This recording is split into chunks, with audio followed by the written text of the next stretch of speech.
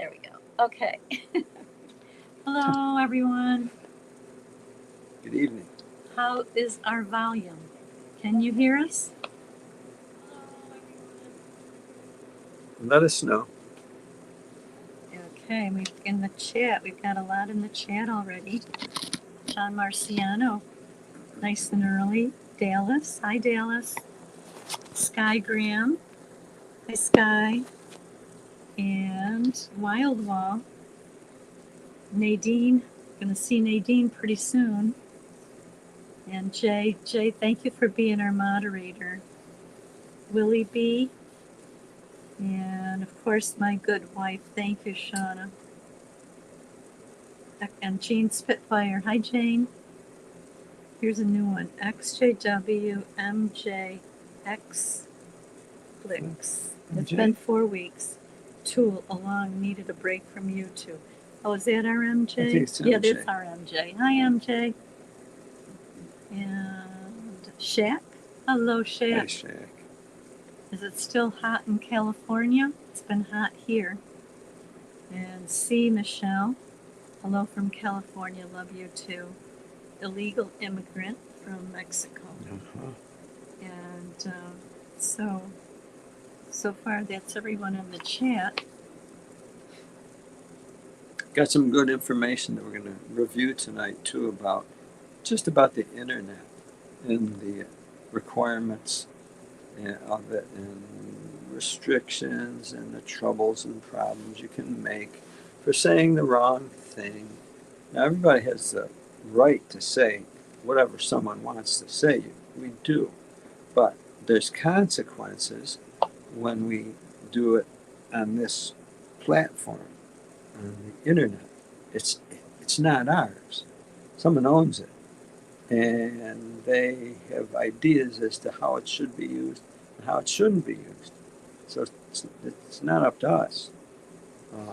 It is up to us to protect the privilege, because otherwise, well, they take the privilege away.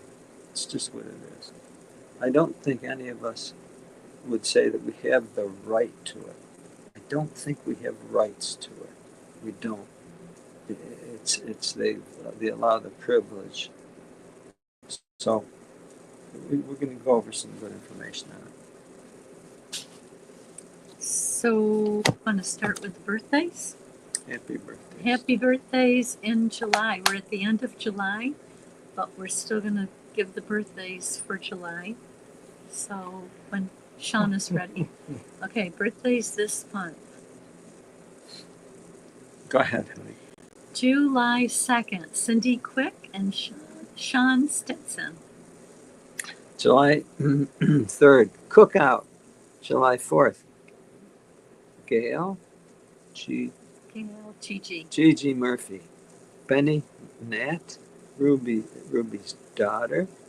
July 6th. July 6th, Kimberly Lackner. We're going to see you this weekend. Ryan Lee and Jeannie Jewell. We're going to see Jeannie also.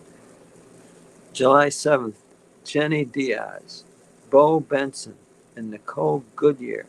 July 8th, Hannah Chase and Rated Baldwin. July 9th, Becca Holsinger, Missy Llewellyn, and Jeannie Feaster.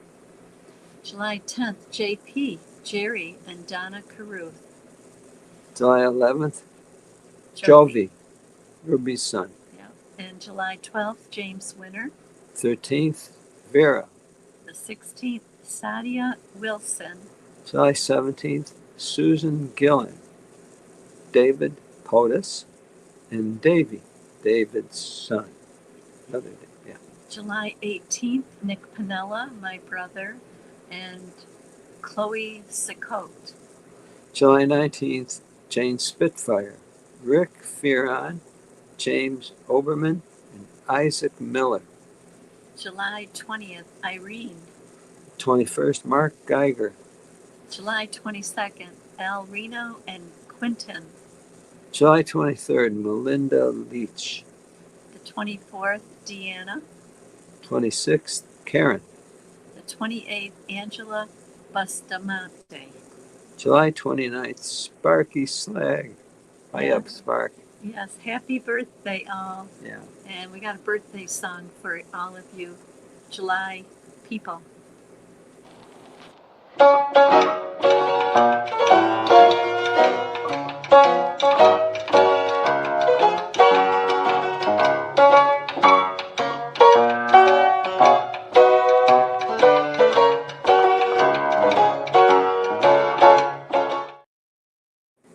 And the anniversaries. Okay, July 11th, Dwight and Monica Kincaid. And we just want to let everyone know that Dwight is home out of the hospital recovering. Awesome. But it's very slow recovery. So let's keep Dwight and Monica in our thoughts, our positive thoughts. Thoughts, prayers, whatever. Yes, whatever you believe. July 14th, Corey and Halima, their first anniversary. Wow. Happy anniversary.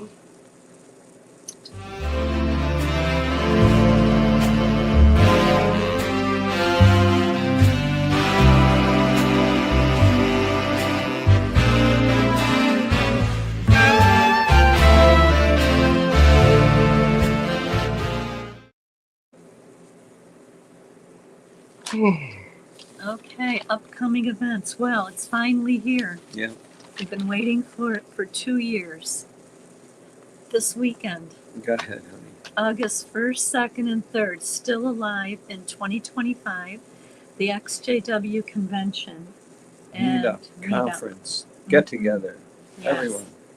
Yes, we're looking forward to seeing so many folks there. And we've got some new buttons that'll be there. And they are ExJWFriends. I don't know if you can see that. But these will be available. Plus, we've got stickers for the cars. ExJWFriends. So we're really promoting that. And a lot of people are going to that website. We get emails from people all over. So we'll see you in Tewksbury this weekend.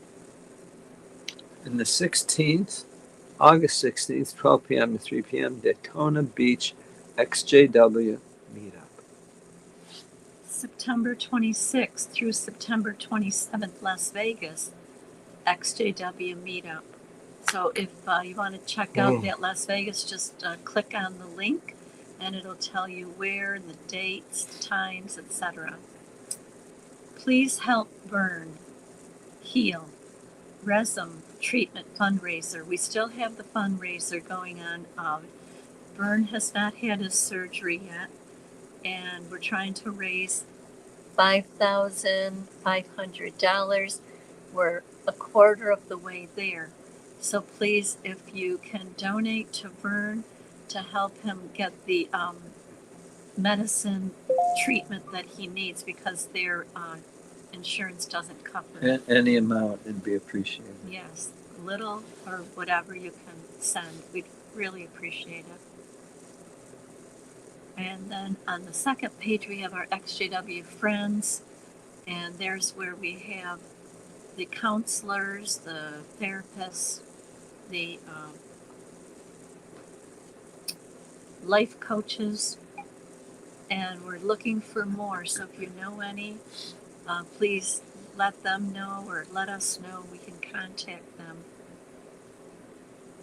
It really helps to have a therapist after leaving, because that's what we're going to be talking about tonight, is the Watchtower disease and what's the cure.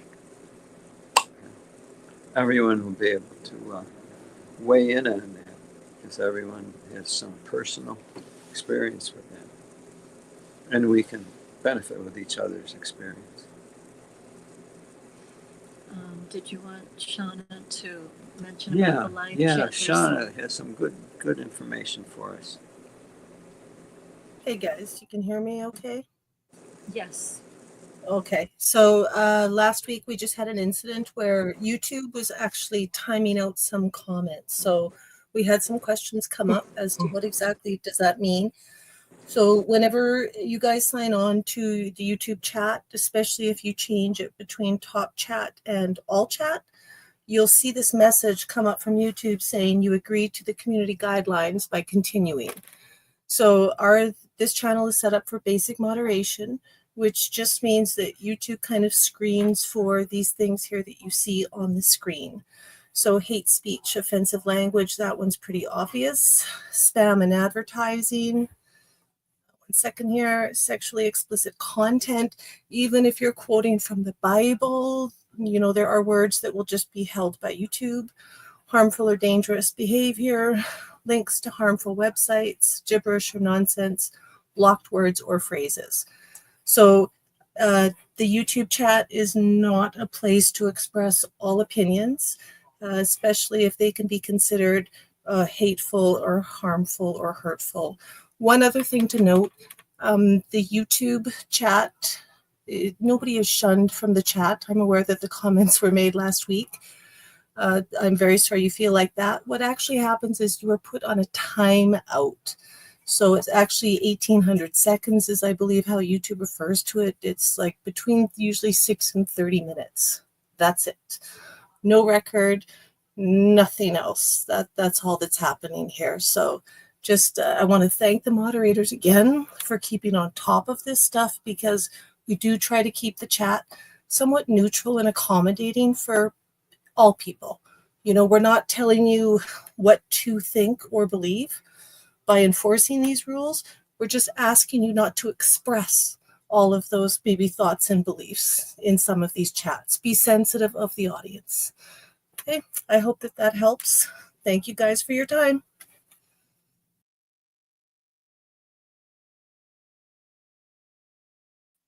Oh, you're muted. Thank Thank you. If anyone has any questions or concerns, feel free to contact us either by phone or email or text, and we can help get through this. We really appreciate everyone coming on, those in the live chat, those that use the link, the StreamYard link to come on and join us. But I think Joe was thinking about the Watchtower disease and what's the cure. Yeah, Watchtower disease.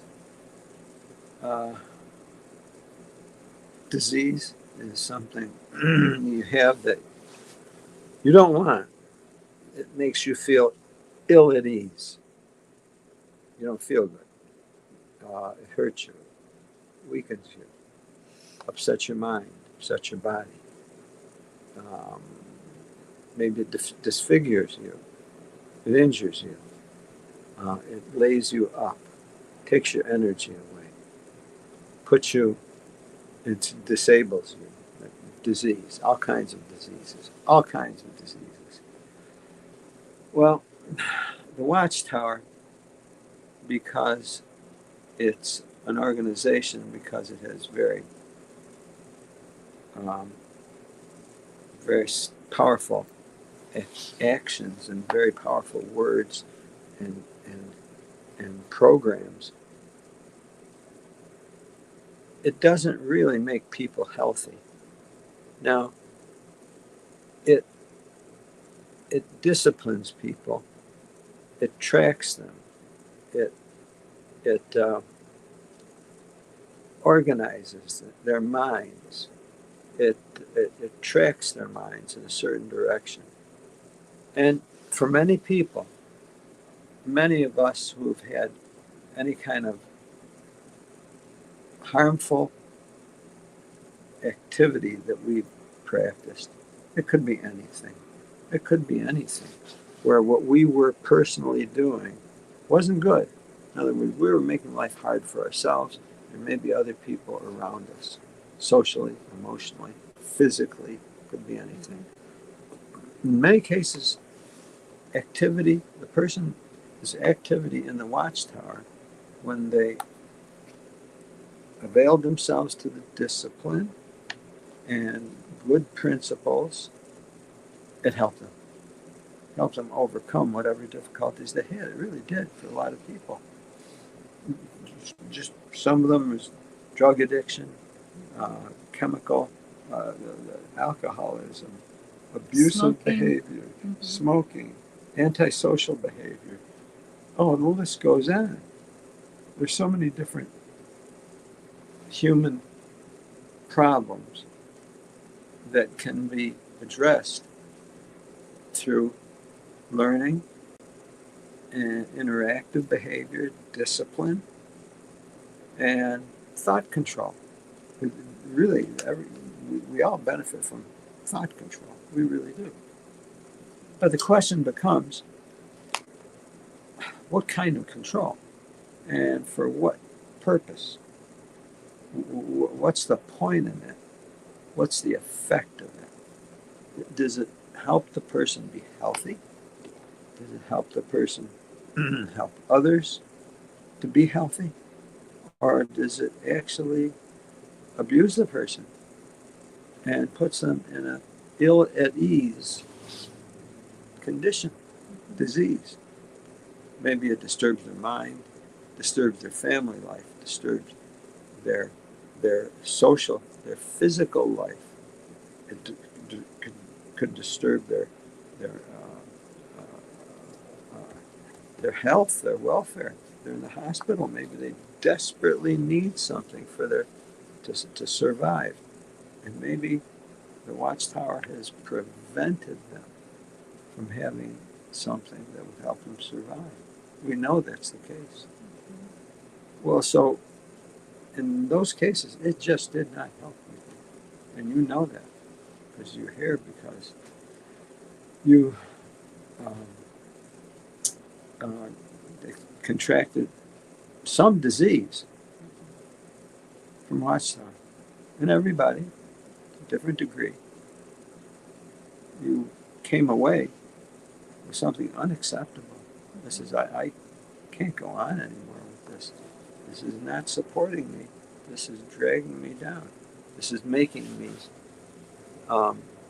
unhealthy, emotionally, spiritually, physically, socially.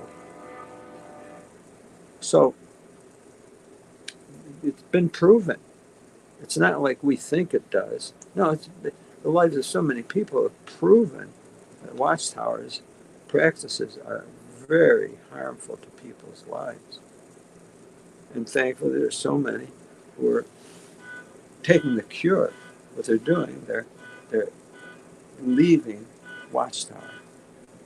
They're stopping any of the activity, the Watchtower activity that they practiced. Now, to the extent that they do that, to the extent that we do that, we're going to see an improvement. We're going to see a change in our health. We are. It's just like a diet. When you're very unhealthy and you think it's your diet, and you change your diet, and you avoid the things you've been eating and start eating something else, and your health improves, you know that it was your food that was hurting you, making you sick. In many cases, that's the case. So changes are good in that respect. So part of the cure of this Watchtower disease, change. Avoidance. Avoid the Watchtower. Avoid its practices. Avoid its thinking. Avoid the people that are in it because of, well, the things that they might say, the way they might treat you. They may be no good for you. I know one thing that many suffer from is ones who, in our situation, for example, were being avoided, shunned by our children, our 4 children. Is that healthy? No, not that at is all. not healthy. No, it's very, I mean, we went through so much emotional turmoil, physical turmoil. You lose your children, or if you lose your parents or your close family or friends that See, you go through. It's unbelievable unless you experience it. It's hard to tell someone what it's like. yeah, it's like breaking a bone. Mm-hmm. It's like, well, you know what it's like. Well, maybe you don't know what it's like because maybe you never broke the bone. It shocked you. It laid you up. It changed your life, maybe if it was the wrong way, the wrong bone. And so this is what's happening now. Okay, so that's unhealthy. That's a disease. It's called shunning and isolation from those that support us. Our support unit. It's isolating people, and as a result, uh, cheating them of their needs, stealing something from them. Well, what do you do now? For example, just with that, what's the solution? Well, we're going to do everything we can to reconnect with our family. Wow. Well, okay, understandably, why you'd want to reconnect. Right. What if they don't want to connect with us? Well, it doesn't matter. We're gonna, till our dying days, we will strive to connect with them. And our hope is going to be ever hopeful at looking for the love that we determine that we need from them. But then they may not feel that same way. How healthy is that? It's not healthy to seek the love of someone who will not love you back. That's not healthy. Lady sees in the chat. Okay. So we picked up that disease, you could say, from this organization. So now we're picking our way through this, the cure, so to speak, or the therapy. What do? At all costs, do you seek to regain that relationship? What if you're looking for something that someone does not want to give you? That brings more heartache. Well, that may not make any sense to do that. In fact, that may be part of the disease. Seeking the love of someone who chooses to not return your love. So that's a disease.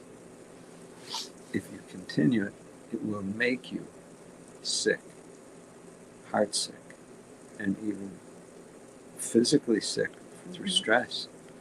So many cancers and other diseases have been linked to that kind of stress. Yeah, Sky says that humor helps. Oh my goodness, helps tremendously. Yeah. Helps tremendously. Keep a positive and even a humorous view of it. Now, we're not making fun of it or making light of it, but one of the most powerful senses that we have as humans is our humor, our sense of humor. So if we never developed it much before, maybe developing that sense of humor is part of the healing process. Mm-hmm. Someone could say, "Oh, how could you find any humor in something like that?" It's a good question. How could you? Well, the fact remains that if you do, in an appropriate, logical, sensible way, you'll find relief. Will it solve your problem? Probably not. But see, when we have a disease, sometimes you can't always solve the problem. You can't always overcome the disease, but you may just need to find relief from it so that you can go forward without total grief and total stress. If anyone wants to join us, you have any thoughts? You have, the folks listening have so much experience, and we can share it with each other, and we'll all benefit. All you have to do is go to the top where it's the StreamYard link. It's in yellow, black, and blue, and just tap on that, and when you come on, just turn off your YouTube or your phone or whatever you're using, and you'll be connected through StreamYard, so we won't get that echo Feedback, yeah. Mm-hmm. Yeah, just some questions on it. Mhm. What disease did you feel that you developed from that organization? What disease that you still have, you carry away, and you're dealing with it, maybe not so well at times. And how are you dealing with it? What have you found that's helpful? I know, um, who said Sky? Sky Sky's said humor. humor. Mm-hmm. That's one. Mm-hmm. Truly is. Humor is humor is the sign of, in times of tremendous difficulty, it takes intelligence. It takes our human intellect to develop and to have that humor. And that is powerful when it's applied right. So Sky said, she said, feeling I'm never good enough. Well, that's what the Watchtower taught you. You have to realize that was Watchtower's Oh, yeah. teaching. So you have to, you know, change that record. Change the record.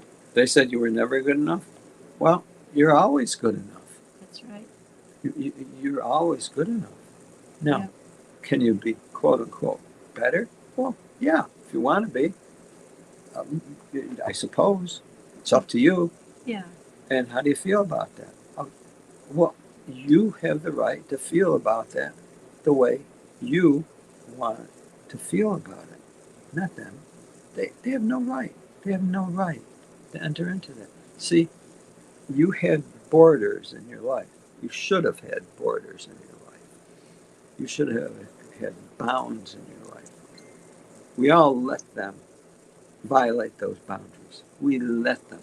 We didn't defend them and say, back off. You don't belong here. It's none of your business. I'm through with you. Or mind your own business. So we didn't do that. No. No, we didn't do that. So you could say we we were open to the disease. We were open. We weren't keeping it away from us. We didn't know how to. Annie's joined us. Hi, Annie. Hi, Annie. Hi, Joe and Fran. How are you? Hello. Good, Annie. Good. What's on your mind? Interesting topic. I definitely do agree that I feel that Watchtower made many people mentally diseased. And that's not any criticism of them. It Yeah. was just if you were in, you believed, and when you saw things that weren't right, you were made to feel like you were the problem. And so because of that, we kind of let people walk all over us to some degree. Yeah. And I'm reminded of the saying, be careful what you tolerate, for you are teaching people how to treat you. Yeah. So in other words, what you allow is, you're basically saying, this is okay. Go ahead. This is okay. I'll take it. Yeah. Yeah. And so Watchtower was always very against people going for therapy. For the longest time, they were against people going to therapy. Oh, I know. Yeah. Because they knew the therapist very likely is going to say, it seems to me that your religion is causing all this anxiety in you. Yeah. And they didn't want people to be told that, of course. Right. No, certainly not. So yeah, I know when people get out, guess what?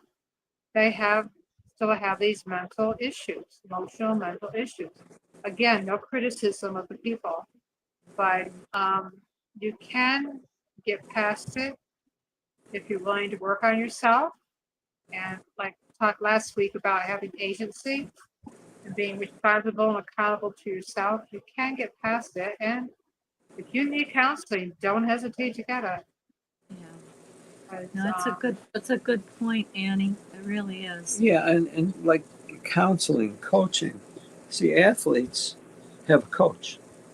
uh-huh. Now, and these are people that, their strength, though, they train with strength. They train to be strong.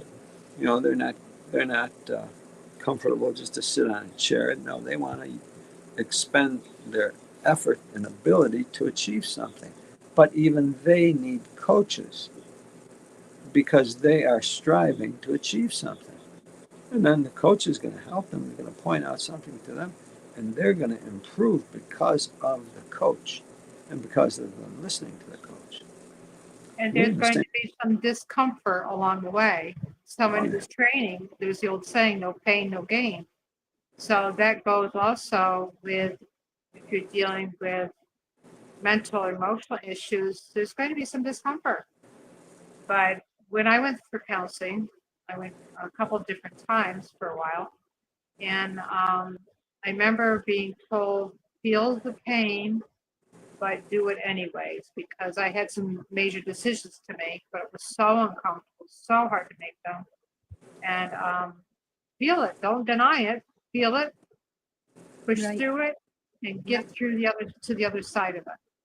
Right. And every Yes. time you do that, you're stronger. Every time you do that, you're making yourself stronger. And see, and when you have when you're reassured of the way to go through it, because maybe it's saying, well, boy, I don't know if this is a good idea. If I think I could do this, but maybe it's harmful, or maybe it's a waste of time. Boy, I don't know. Well, that's where the coaching, where the counseling comes in. You get people who've been through it. They have better information than we do, and they can say, look, here's how it goes. Here's the experiences that people have when they do this, like this.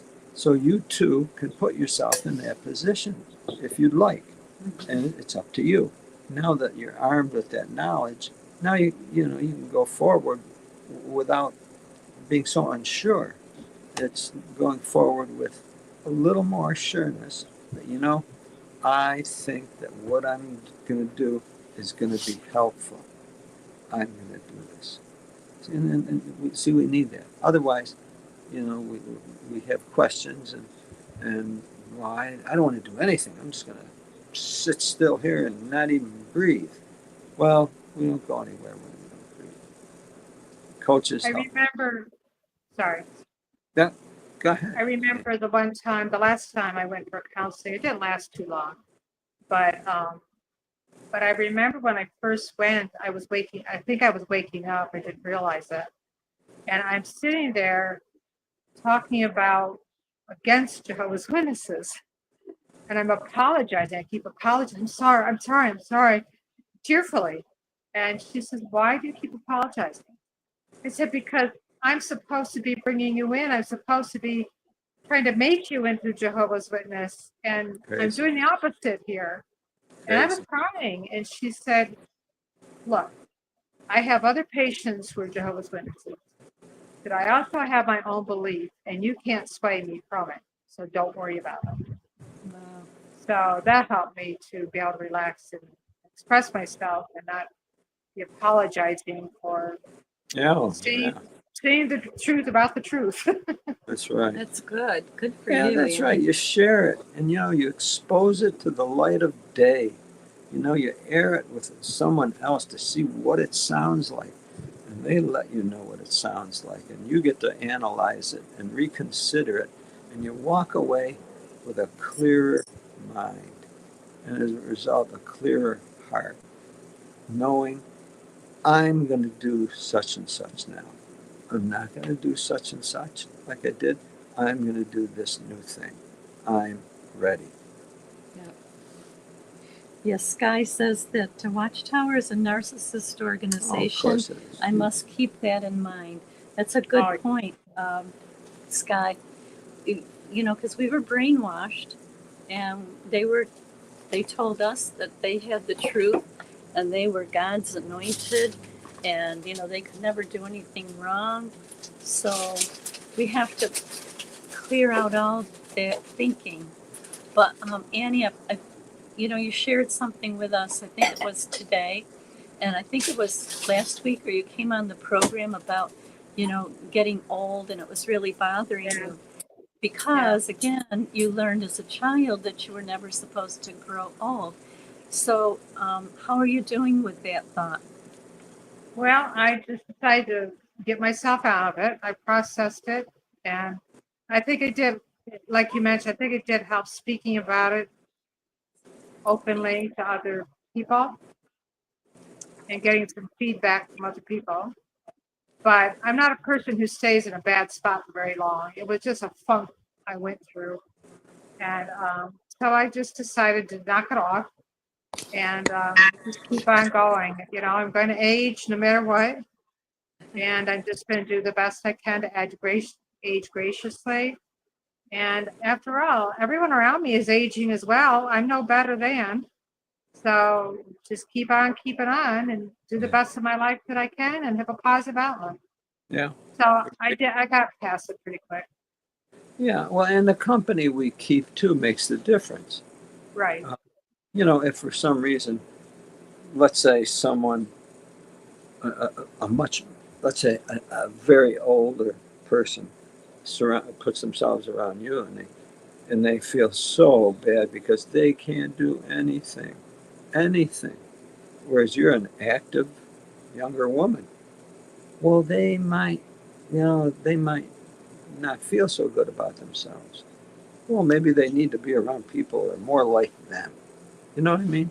Someone they can see eye to eye with, they can relax with, they can connect with. You know, that's a good point, Joe, because I'm sorry, I think I cut you off again. When my mom was in the nursing home, I spent a lot of time in the nursing home. And I also spent time, because of my caregiver, with other people in that setting.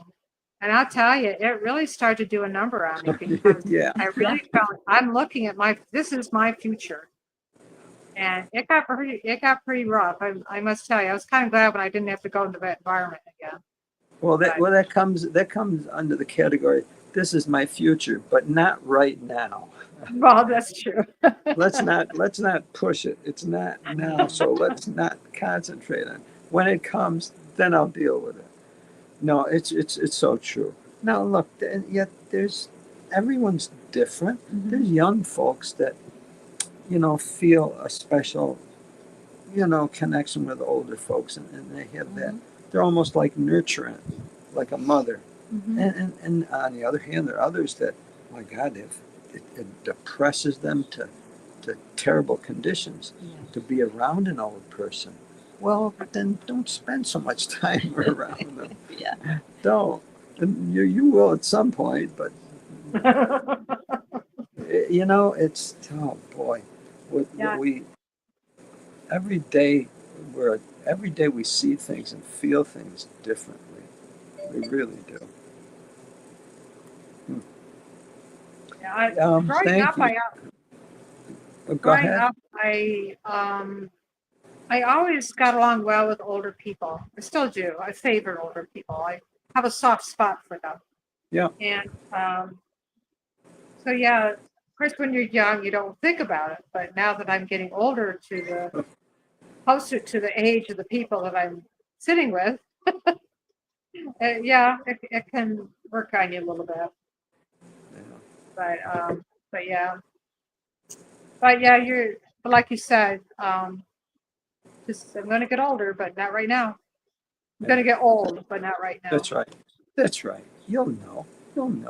I mean, we all know. Yeah, and sometimes we just have to accept it. Yeah. Our hair is graying. We can't hear like we used to hear. Our bodies aren't in the shape that I can't do cartwheels anymore, Annie. I think I'm going to go into deep depression. I can't walk as many miles as I used to, but I still walk. But you still walk, and I still do things that I go on the Joe calls it the Jolly Jumper. We have a rebounder. Yeah, that's good. That's So, funny. if you can't do one thing, you can do something else. Yeah. ask yourself, okay, you admit it, you accept it, but then say, so what can I do? Here's the reality. If we always worked at something that we were never good at, we wouldn't feel very good about ourselves. Right. So realistically, if we can excel or have mastery over something, we will feel good about ourselves. So we have to pick appropriately, pick accordingly. Pick something that you can master with a struggle, but yet you can master it, as opposed to something that's totally out of bounds for you. That's why someone going to a gym, for example, and wanting to be a weightlifter that day, and if they're not used to it, they're going to have to start very, very, very low, and the coach is going to have to really help them. But with time, it'll help. But the choice. Maybe they're going to look at you and say, maybe weights aren't for you. No, maybe so. How about this? Why don't you try this and see if you can do this? And you find something you can excel with. A Hello. pasta dude. Hello. Hello. You a lifter, pasta dude? A lifter? Yeah. In my job, I used to lift tons every day, so I bet. I can say yes to that. I bet. Yeah. But yeah, well, you can ask me lots of stuff about what I'm thinking because I'm always. But this thing about disease, fundamentally, you have to go to the root. When Watchtower, you determine Watchtower is a disease. How did you make it available to yourself? So as you Exactly. go, in other words, yeah. See, now for me, that I wasn't raised in it, Right. so I've done a lot of analysis about how I fell into it, and it makes a lot of sense. They say you come tumbling out of trauma, you want some stability, you're looking to identify stability, Yep. and they give you that picture. So there's, it's like drinking tequila every day. It's going to get you. Well, yeah. Well, I mean, So it's like someone giving in to accepting drugs for their difficult condition. right, I mean, boy, I feel good right, every time I take the drugs. Well, but it's not good for you, and right. they, unfortunately, they know how to push a drug that's no good for people. They really do. Well, yeah, and there's the boomerang of drugs, alcohol, and anything that doesn't deal directly with what caused your problem. Yeah. So it has to get into outlook. And for me, my recovery's been interesting because I felt terrified when I figured it out. I said, because I'm sitting there in my 60s, ladies and gentlemen who are listening out there. I'm in my 60s, and it's like, how did this happen? Right. Exactly. But when I looked at myself, that was the shortcut. Now I'm got that all figured out, and I'm looking at them going, them dirty rats. Yeah. Yeah. And I'm struggling. I'm struggling with that. I got to tell you, I am struggling because I see them Well, as beyond dirty rats. look, they had the upper hand. They knew more about us than we know about ourselves. And unfortunately, they don't love us. Now, if they knew more about us than we knew about ourselves and they loved us, well, then, I mean, we would be well taken care of. But instead, they're dominators, they're manipulators, they're exploiters, they're narcissists, they're nasty people. They are nasty. They want to use us up like batteries, and they want to use it for their motives, for their situation. They don't care about us. But it's cloaked in clean suits and gentle speech. All of that stuff. When you figure that part out of it, it makes me even madder. It's like, man, oh man, there's a tempo to how the speak. I used to conduct the theocratic school back in the day, and I knew that book backwards and forwards on techniques of speech and everything else. Believe me, they are different. There's all kinds of latitude to bring a message to people, but they've got everything controlled, man. It's very weird. It's a craft. It's a craft, and they literally are crafty. It's just what Yeah. it is. They're crafty, but just like a fox, in the Yeah. hen house. They're crafty. Hey, we I want to thought, welcome. Oh, I'm let sorry. them in. Let them No, in. okay. Don't go away. We just want to welcome Dinah Lost, Lisa. Hello, Lisa.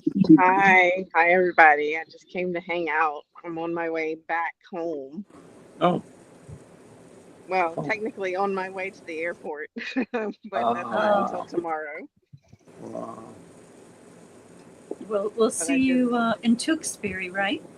Yeah, I just did a whole trauma walk of hometown and went to the Oh. Kingdom Hall, and Oh, yes. Wow. How did that turn out? I had a different plan and didn't go as the way I planned it, because I went on a different day and it was a different congregation. I was like, well, this will be good because nobody will recognize me. So I went in there, but I thought they were done and they were still in the song, and they like had this brother at the door, like a door monitor or something. And I was like, okay, well, this is weird. So he opened the door and I was like, oh, you guys are still in song. Can I just go to the bathroom? So I've got my Alabama football shirt on and blue jeans and completely worldly looking. Wow. So That'll be okay in a little while. They'll have a new understanding. They'll have new That's light. right. They'll have new That's light right. change. Yeah. But I knew the pants would be okay because they just gave you that okay system. Women can wear pants now. But anyway, so I went to the bathroom. I waited for the song and the prayer, and then I walked back out. I had my picture glasses on, so I took a couple pictures. Yes. On my way out, I got love bombed, of course.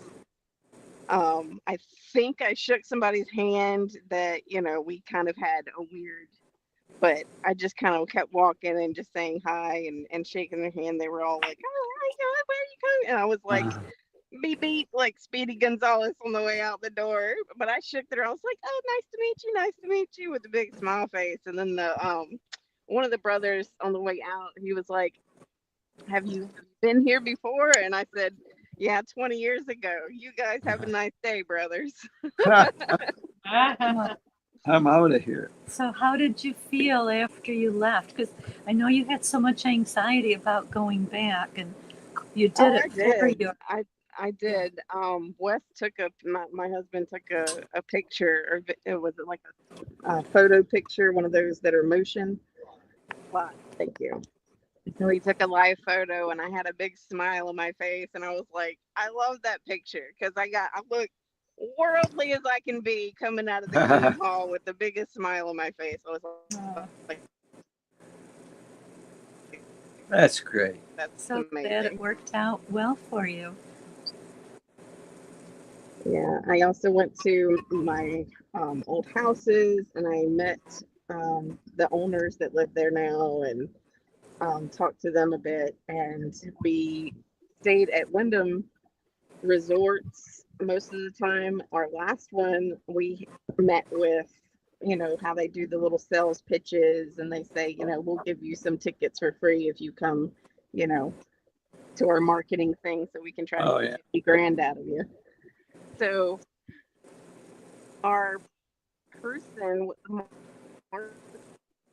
Wait, Dinah, you're Cutting out losing. We're losing you. Can you hear me now? Try a little harder. Yeah, your last phrases were cut out. Oh, can you hear me now? Is it good now? It's better. Yes. Okay. Yeah, so I'm on the road, so it might cut in and out. Oh, okay. Sure. We'll try. Yeah. Okay. Yeah. So she was I was telling her that I was going to Boston, because she said she was going to Boston, and I was like, well, I'm going, as an activism. She was like, I like you already. And then I told her eventually what it was for, and she was like, no, I was a Jehovah's Witness. And I was like, what? Really? I was like, yeah, I studied. And she was like, I didn't even get baptized, and I got disfellowshipped. Oh my goodness. Oh, really? Wow. So you met her where? At the hotel or airport? Yeah. Oops. I think we lost. Breaking up. Or I think breaking up. So she just validated that it was a cult. yeah. Wow. Wow. And it was just, she's not going to be there during the convention. She'll be there the week after. Oh. And I said, well, you should look it up online. Yeah. Wow. Good. Tremendous. Well, Tremendous. yeah. When you see her there, introduce us to her. Yeah, she's not going to be there until the week after it. So she'll catch it Oh. online. Oh, okay. Okay. I thought she was going to be there. I misunderstood. Well, we look forward to seeing you, and it's so good that you went back to your congregation and you had such a good experience with it. Wasn't I did. It was It your Kingdom Hall. It was your Kingdom Hall, right? But a different meeting. Yes, it was a different congregation. 'Cause Different they have two congregation. congregations. Yes, yes, Gotcha. Yes, same Kingdom Hall. Yeah, Yeah, you put it in your control. that's right. yeah. And I recognized some of the people there. And it was just like weird because it's like seeing the same rocks at the side of a lake that you know go see often that just doesn't move and they're stuck. And Yeah. a vicious brainwashed organization. Good for you. Boy, that was a cure. Yeah, I think so. I think it was a good. I mean, I kept going back and forth about going and seeing all the trauma spots, but I'm glad I did. Well, thank you, Lisa. Yeah, thank you. Hello, Ruby. So, Hey, Joe and Fran. Somebody wants to say hi. I think she's getting obsessed with you guys now, or maybe she's just copying me because I'm always here. But she wants to say hi. Hi, Joe and Fran. How you doing? We're doing Thank good. you. And who's this? Brielle. Yeah. Hi, Riel. Okay, talk to you later. Okay, talk to you later, guys. Okay, nice to hear Nice you. All right, bye. I'll be in the chat. Okay, thanks, Ruby. I think Pasta Dude, were you going to say something after Lisa finished?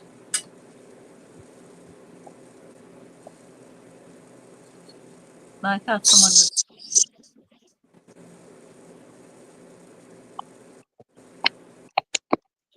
Everybody's going to approach the cure their own personal way. And we get inspired by someone else who's doing something with a struggle. And it gives us our ideas to do things. That's why it's so important to share what you do. John Marciano in the chat said, I wonder how many Jehovah's Witnesses or ExJWs went to a psychiatrist after they left. Joe and I actually went to 2 different psychiatrists, and basically we, related to them what we had gone through, because one of them knew about Jehovah's Witnesses, the other one really had no idea. Yeah. So we were enlightening them, and it was really helpful for all of us. Everybody. Yeah, when I went, I was still a witness. I just quietly went. Wow. Good. I was always a little bit of a rebel. Yeah. No, that was really That's what forward. saved, but that's what saved me.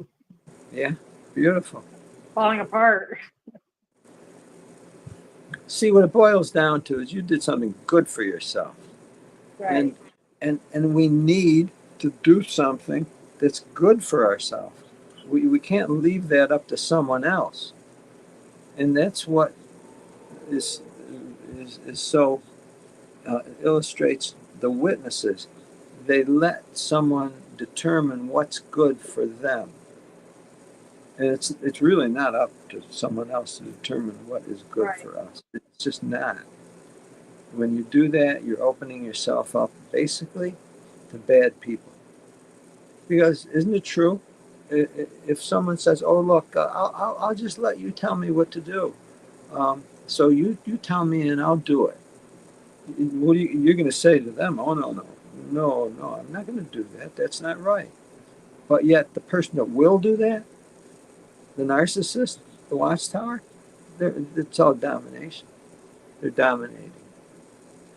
And we didn't know that. And now we do. And so now we go forward helping other people know that. I have a feeling the general public is going to learn it faster and faster and faster. I really do. I really think they're going to.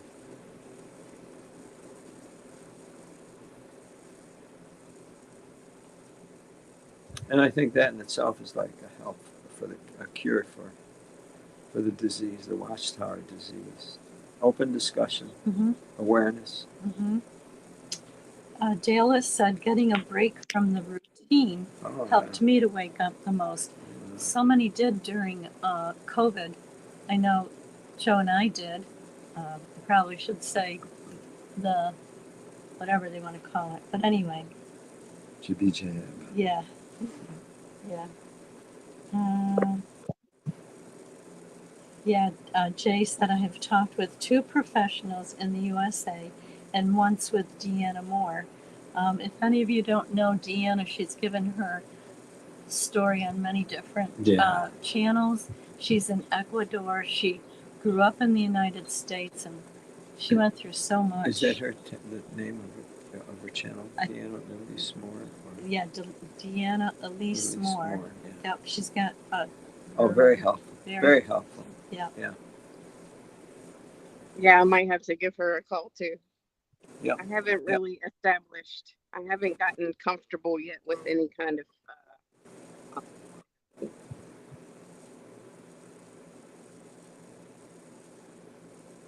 But it's a hunt. I'm on the hunt. You're on the hunt for a therapist? Yeah.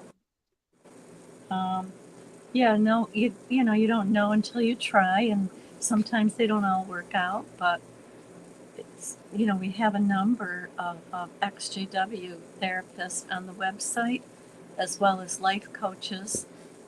We don't have Deanna yet. I did go on your website. I did see that, and I think that's really awesome that you guys are putting up. Yeah, because they went through the same trauma that we did, so they know what it's like, you know, to be shunned or to be sexually abused or emotionally abused. Yeah. It's one of the many things that I don't know what you throw that label in, but the thing that when you're already afraid of people in general, the whole just starting the process kind of thing, and you procrastinate and you're like, I need to do that, and then you look for something else in your mind that's more important, but you do it involuntarily, you know. Right. You know, you bring up a good point, Dinah. So if you had something, you know, physically wrong with yourself, would you hesitate going to a doctor? Oh, well, I would. What's that? I said I would, but that, you know, I don't. I say I worked in the medical industry a lot, so I've built an antitrust with the medical industry. Right. Yeah, but that's easy. Yeah.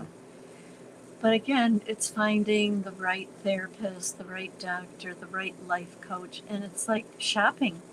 You know, you go shopping for a pair of shoes. The first pair of shoes you try on, they may not fit you. You may have to and it's try on 20 pairs. almost like I say it's like dating.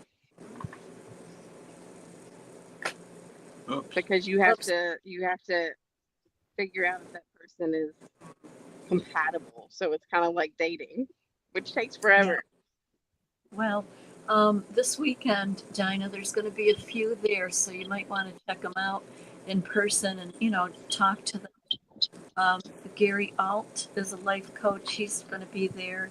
Halima, she's a therapist. She's supposed to be there. And I've been looking at the program and seeing all that's part of like what I'm going to be here. At the end of what I'm going to say is the fact that I know that there's going to be people there that might not have, you know, received the help that they need also. And that's what I said in my speech, that, you know, everybody's here this weekend. The resources are here this weekend. Use them. They're here. Yeah, I think that's the greatest benefit with the meetups is talking and sharing with people. And oh, did you talk to your brother? Do you think your brother is going to come? I have not heard that he is, but Okay, you know, things can change. It's of only a course. couple hours away, only like I know. Wow. That would eight be or 9 great. hours. Well, tell him we'd love to meet him. Will do. And we want to welcome San Diego. Hello, San Diego. Hello, Thanks. how's everyone doing today or tonight? Hi. Doing Hi, good. Lisa. Yeah, it's interesting. Like, what is the topic again? It's called Watchtower disease. What is the cure? I think, I think it's different from everyone else. I mean, I think Joe brought that up earlier. I know one of the things where it started for me was to stop. Pretty much. Well, here's the thing. The family. I mean, I know I mentioned Dinah Lost knows. I know you and Joe and Fran know. So does Ashes, and so does Dan. Know when I brought up the family history when I was up there at your place, as far as how back and all the accomplishments go. Uh, Um, I think for me is I couldn't stand like being a celebrity in a certain way over here. So I think probably even like the congregation where I'm supposed to be assigned at has always had such a huge turnover that even now I think even the elders have stopped coming around. So that's been kind of like an interesting thing. I'm not even getting text messages, and I think from what it sounds like on a recent text message about 2 or 3 months ago, the one who was always like trying to call isn't my assigned isn't my assigned service overseer anymore. So he's say maybe safe to say he's off my back, but or at least for the immediate moment I should say. But I think my ultimate cure, and I know I emailed you, Joe and Fran, on this one, and Steph woke up, is possibly relocating. And the one of the things is that even though like the thing that used to just bother me is whenever there was a congregation, I always wanted to stay off the radar, stay low. My mother could not resist and talk about the family heritage, the history. Hey, you're so and so's grandson, nephew, uncle, blah blah blah blah blah, and all that stuff. yeah, And then yeah, that just used. It's like, and of course, her reply was always, "Baby, you should be proud of all of this stuff." It's like you're jamming it down my throat, just like the way you used to tell everybody when I was 8 years old, call me over at school. Everybody here knows you're a witness, so you have to represent Jehovah properly. And I saying, hated that. yeah, exactly. That just used to like, oh my goodness. I'm glad I had a little bit more restraint back then before opening my mouth. But I think one of the things that I would do is I certainly am entertaining the thought of possibly relocating. I know people up in Northern California in the Shasta County area, people I know who are relatives, but nowhere near the caliber, and a lot of them are inactive, not even going anyway. So that might be a good spot right there. For all I know, I could be Joe and Fran's neighbor too. Who knows? You know, Wow. keep that. Yeah, I mean, just you something to got keep in you mind. got But friends everywhere. oh yeah, You for can sure. be And it's I think when Joe brought up the meetups and everything like that, of course, and Annie and I met at the meetup when I was up there. It was like that was like as Obi-Wan Kenobi said, a big step into a larger world to a certain degree. But yeah, I think once I get out of an area where I know wherever I go, like nobody I know is gonna bump into me and say, "Hey, so and so," like or anything yeah. like that. I'll be fine. So I think just the thought of like seeing people I run into on a consistent basis all the time, it's like I'll be Wow. glad to get rid of all that. Especially, I mean, at least those who are in the org. yeah. Yeah. And Mhm. it's kind of a load to bear.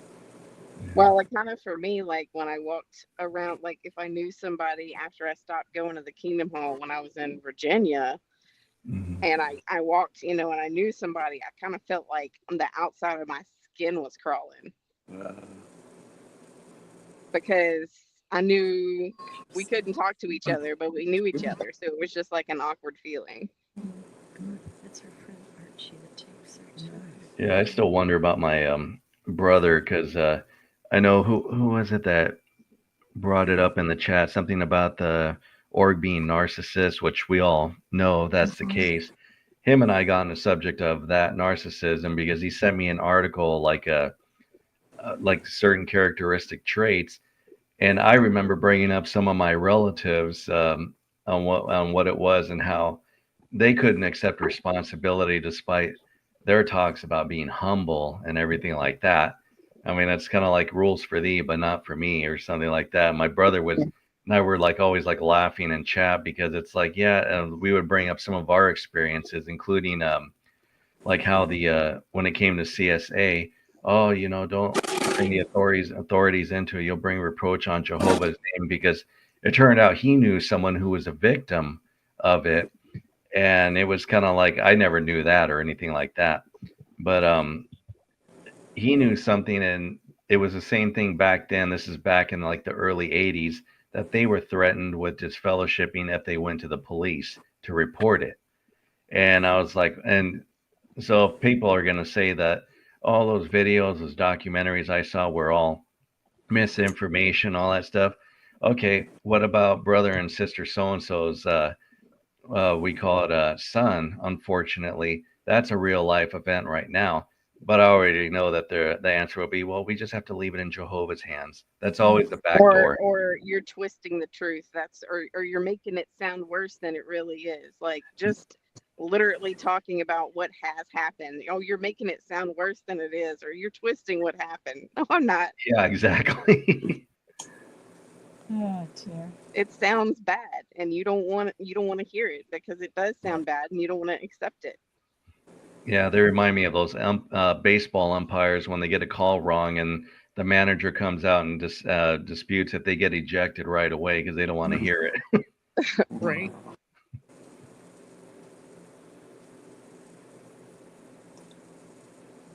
So that's one option San Diego mentioned, is moving away and just getting away from the trauma. Yeah. That's one option.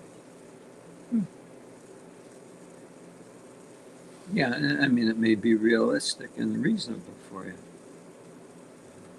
I mean, I didn't get bothered by anybody because all of my family were still Jehovah's Witnesses. So, they had the inside scoop on whether or not I wanted to be contacted. And they would contact me all the time. I read this. We had this great meeting. I'm just like, that's great. That's awesome. Yeah, pretty much almost everybody except for the ones in my congregation know that I'm not going. So not even my parents know, not even my brother knows or anything like that. So I'm just kind of keeping it under wraps for the immediate moment. I mean, one thing about my brother is that when he finds something, he'll post it all over social media.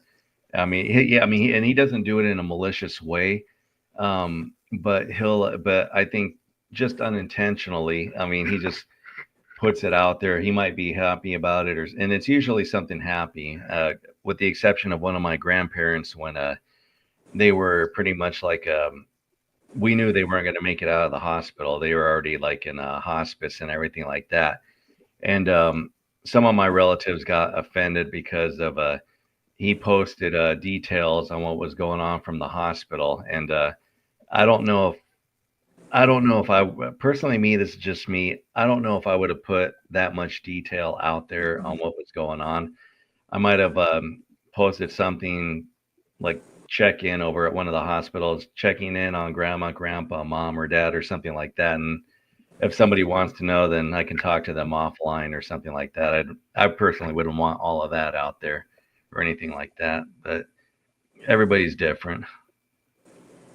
Your brother, San Diego, is your brother older or younger than you? No, he's older. So Okay. he's older by a few years. Is he close with your parents? I'm not 100% sure. I know there was a little bit of a falling out with them, especially with my mother, who has no clue as far as like why.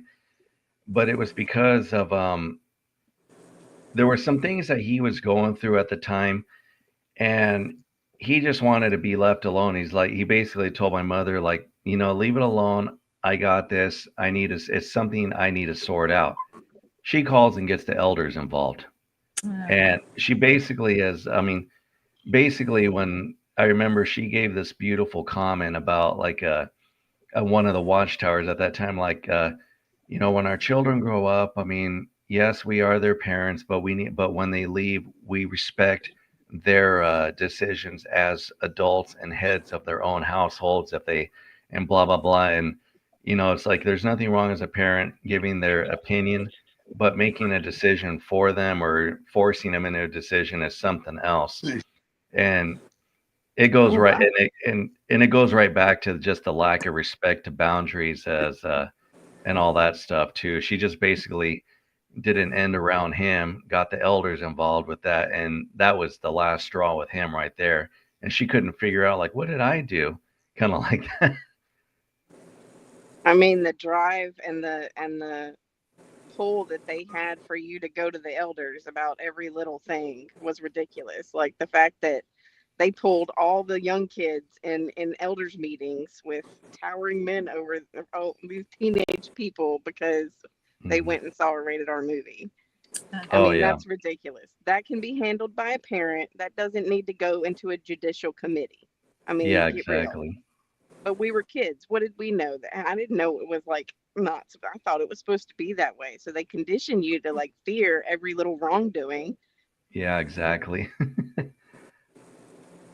Oh, well, we got to save our everlasting life. This is just a little portion. Just have to get through this little portion, and then you have forever. And I'm like, this is the joke. Yeah, exactly. What? Look, whatever, everything that we're describing and you're describing, I'm looking at it as a condition, and this is a condition that has a time limit. In other words, some conditions that a person has isn't permanent. It lasts for a period of time, just like Watchtower. What they've gone through, what they've put people through, it's over. It really is all over. They no longer are able to do what you're describing. They aren't. They can't do it. There's too much awareness about it. And so that condition, so to speak, it really is behind us. Yeah. It's just that you happen to be in the thick of it. Mm-hmm. So it's good to view it in terms of a situation that isn't permanent. It's not permanent. It really isn't. The Watchtower phenomena has a shelf life. I really hope so, because it's not just them that have the grips on people. So I feel like, when we leave the Watchtower, like I feel like I see people going to all different types of cults, and I'm just like, oh my goodness. No. Well, look, it's true. I feel like I see Cults people going to all different types of cults. Cults are not over with by any means. They aren't. Mm-mm. In other words, each different organization is going to have its turn at being a cult. The Catholic Church was doing that. Government's doing it now. Different religions are doing it now. They get away with it for a while, and then past a certain point, they don't get away with it. They don't. In other words, it doesn't last. But unfortunately, it does damage while it's acting on people. And this is why the most important thing is just open your mouths and just let people know about what's happened and inform people. Heck, that's what we do. It's hard to open your mouth, Joe, when you're afraid of people in general, like literally. Yeah. But I don't know what strength, where did I get the strength? I'm terrified to go do the Boston experience, but I'm like, it has to be done. Like, this is how they win. This is how they win, to fear you into not speaking. That's right, exactly. Yeah, the more you keep quiet, the more they win. The Yeah. more we Mhm. speak out, the more people hear about it. And this is where you're afraid of that cave. Yeah. They say the cave you fear to enter holds the prize you seek. So you say you're afraid of people. Okay, afraid Yeah, of people. definitely afraid Well, of people. well, let's think about this now. You're a people, right? I'm You're a afraid of people. myself too. Are you a people, Lisa? Let me know. Come on, let me know. You're a people. Okay. I'm people. Yeah, we the And like, people. we should be afraid. Honestly, I really mean this, because we're capable of some of the worst things in the world. It's We're true. capable of being so bad for ourselves and others, or good for ourselves. Really, we are troublesome individuals, troublesome creatures. We really are. We Yeah. really are. So, fear is proper. But see, as with anything else, education overcomes it. Love overcomes that. In other words, there's something you can do about it. So, just like you approached that kingdom hall, you were afraid of it. You said, you, you were courageous and you chose to face it. I don't know any other way. I really don't. I must admit that every time I approach someone, because we have our cards, these are strangers, I've never met them before. Always just And it's always a little anticipation. anxiety. Oh, And yeah. but I muster up the courage, and then we start out, okay, we've done our business, but this is something totally unrelated, and we hand them the card and we start talking to them. In most cases, 99% of the time, people are very, they're either shocked, they're very empathetic, they're very thank you for doing what you're doing. It's a very positive message. And then sometimes they know someone that was a witness or a family member. We were at the store the other day and it was quiet, so we approached the lady that was checking us out, and she said, "Oh yes," she said, "my sister was a Jehovah's Witness, and she was married to this guy, and he's still a witness, and yes, he was a pedo." And I won't say it because we might get cut out, but it's like, oh my goodness, if I never said anything, we wouldn't have had this conversation. And now she's got her card. It just snowballs. Here's the reality. Most people, public, have been approached and talked to or encountered a witness. Not everybody. There's some who never heard of a witness.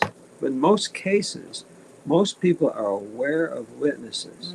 So right away, you're the one that's going to come and you're the one that's going to fill them in. Yep. You're the one that's got the background information on them to fill them in on the rest of the story. And they need to know it from you, because you're the one. I mean, for example, if you don't do it, well, who else is going to do it? You're the one that knows best. Yep. You're the one that has the experience with it. Yeah. And they need to know. They need to know. And we can speak with conviction because we went through it. Yeah. I mean, when we were witnesses, we had to speak with conviction, right? We had to go to the door to a complete stranger, and we may not have liked it, but we did it. Yeah, use all the training that they taught us and use it on them, against them. Exactly. Absolutely. That's right. That's right. Absolutely. Now, what we see them going through is the end of their days. It really is. Now, okay, they're building their big, not educational center, their big entertainment center. No more is it going to be education. Now it's going to be video entertainment. That's what it's going to be. So they are going to do that. How much they think they're going to educate with that, I don't know. How much mind control? I don't know. I don't know. But they, honestly, I really think there's more money making than anything else. Mm-hmm. I really think that they're not going to be religion. I think they're gonna inch their way out of religion because everyone knows they're so phony as religious people. They're such hypocrites. Oh yeah. If you Yeah, haven't seen the latest Mike and Kimmy, or Kim and Mikey, Kim talks about what they're doing at Ramapo and the people that were living there. Oh yeah. They bought out this apartment complex, and they basically kicked out all the people that lived there. And some of these people, you know, they relied on It was their being home. there. It was their home, and they promised them. Watchtower promised them that they would, that would be their home. Yeah, they would not kick them out. Well, guess what? They did. They lied. Yeah. So now these people are out. So how do you think the people in Ramapo feel? Woo. You know, Rick Fearon, he warned them. We called the Ramapo Chamber of Commerce and spoke to a woman there. Yep. And told them and about warned them. Yep. We'll do it again. Yeah. But they but they have money. Watchtower has it's money. It's money. And as long as they can pay their way through, we're just, so the thing that we have is our voice. Yeah. And Joe would always say, the public, what do you call it? The public perception. Public perception. Oh, the court of public perception. Yeah, the court of public perception of opinion. Yeah, yep. It's true. So let the people, let your neighbors, the people in the grocery store, anybody you strike up a conversation with. I mean, not everybody, but there's an appropriate time where it comes up. See, you have to recognize that person you're talking to had a witness come to their door and bother them when they didn't want to be bothered. So they have experience in most cases. And so we're the ones that now get to fill them in on what's really going on. In other words, I tell them, and they're in the court system now, and they're coming out, and massive numbers of people are leaving. This is what's happened with those people. I love telling them that. Yeah, yeah. Yeah, I brought it up a few times at work. I mean, no, I don't. I think over the past 3 or 4 employments that I've had over the past 15 years, never at one time have I ever revealed myself, shall we say. I've kept it that way on purpose, but the sometimes I will do that where I currently work at right now. I just because sometimes occasionally we'll see a cart out there when we're taking our walk or something like that, like our break or lunch break or something like that. Yeah. And I forgot one of the employees, I've known him for about 20 years. It was just by coincidental that we happened to bump into each other over there, and I was like, "Hey, how you doing?" But I think he kind of knew supposedly I was studying at one time, which I left it at that time, even though I was already baptized. But it was kind of one of those things where, like, he kind of noticed that I was kind of giving almost like a glare right at the cart, and it wasn't one of those like glares of fear. It was kind of like one of those glares where I was like, it was raged up. Like it was personal. Yeah, like if it was personal. I think that could have been around the time when I started finding. I think I was under San Diego PMO at the time, and that's when everything was starting to come around.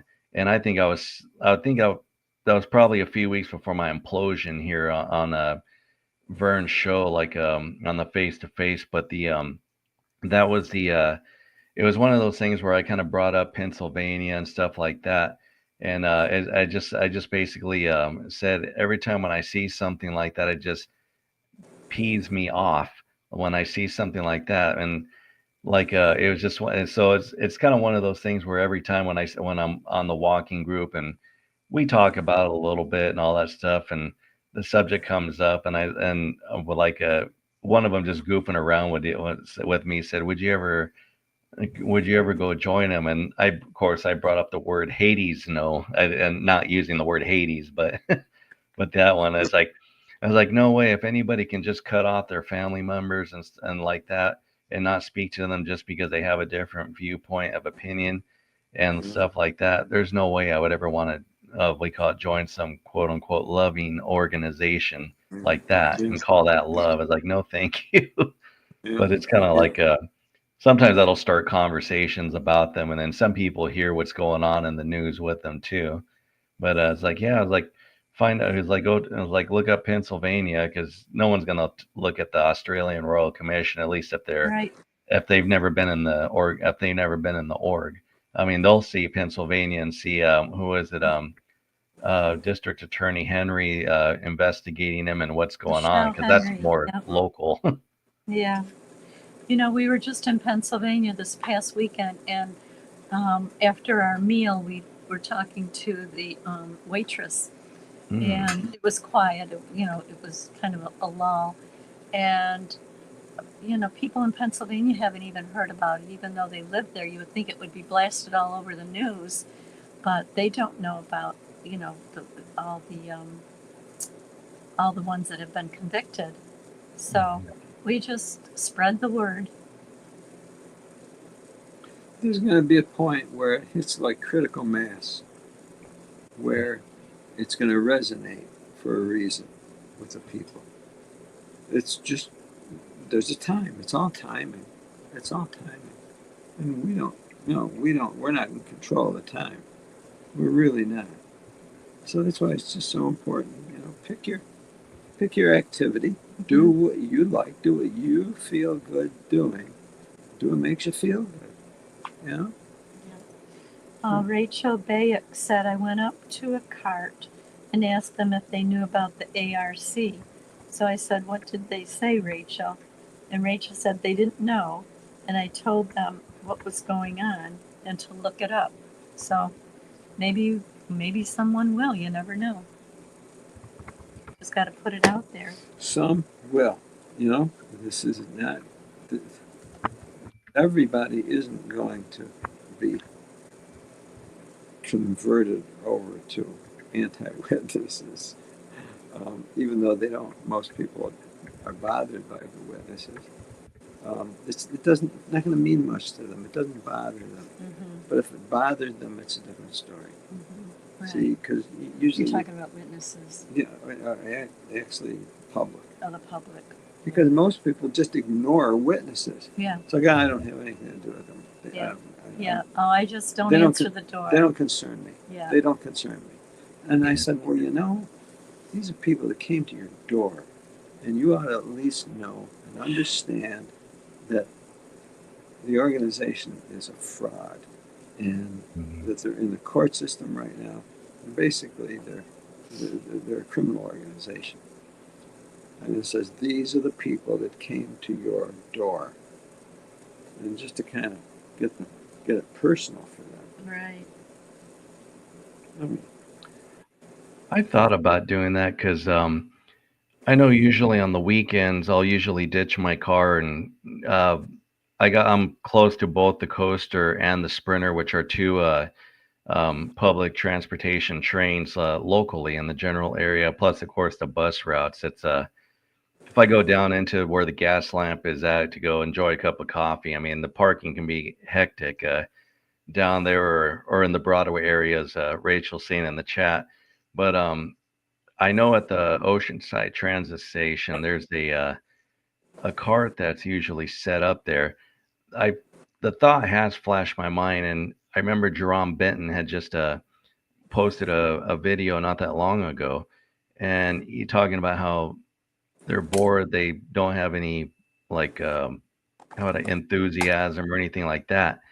And I think that is true, because my observations is we are always taught stand in alert and say hello to people.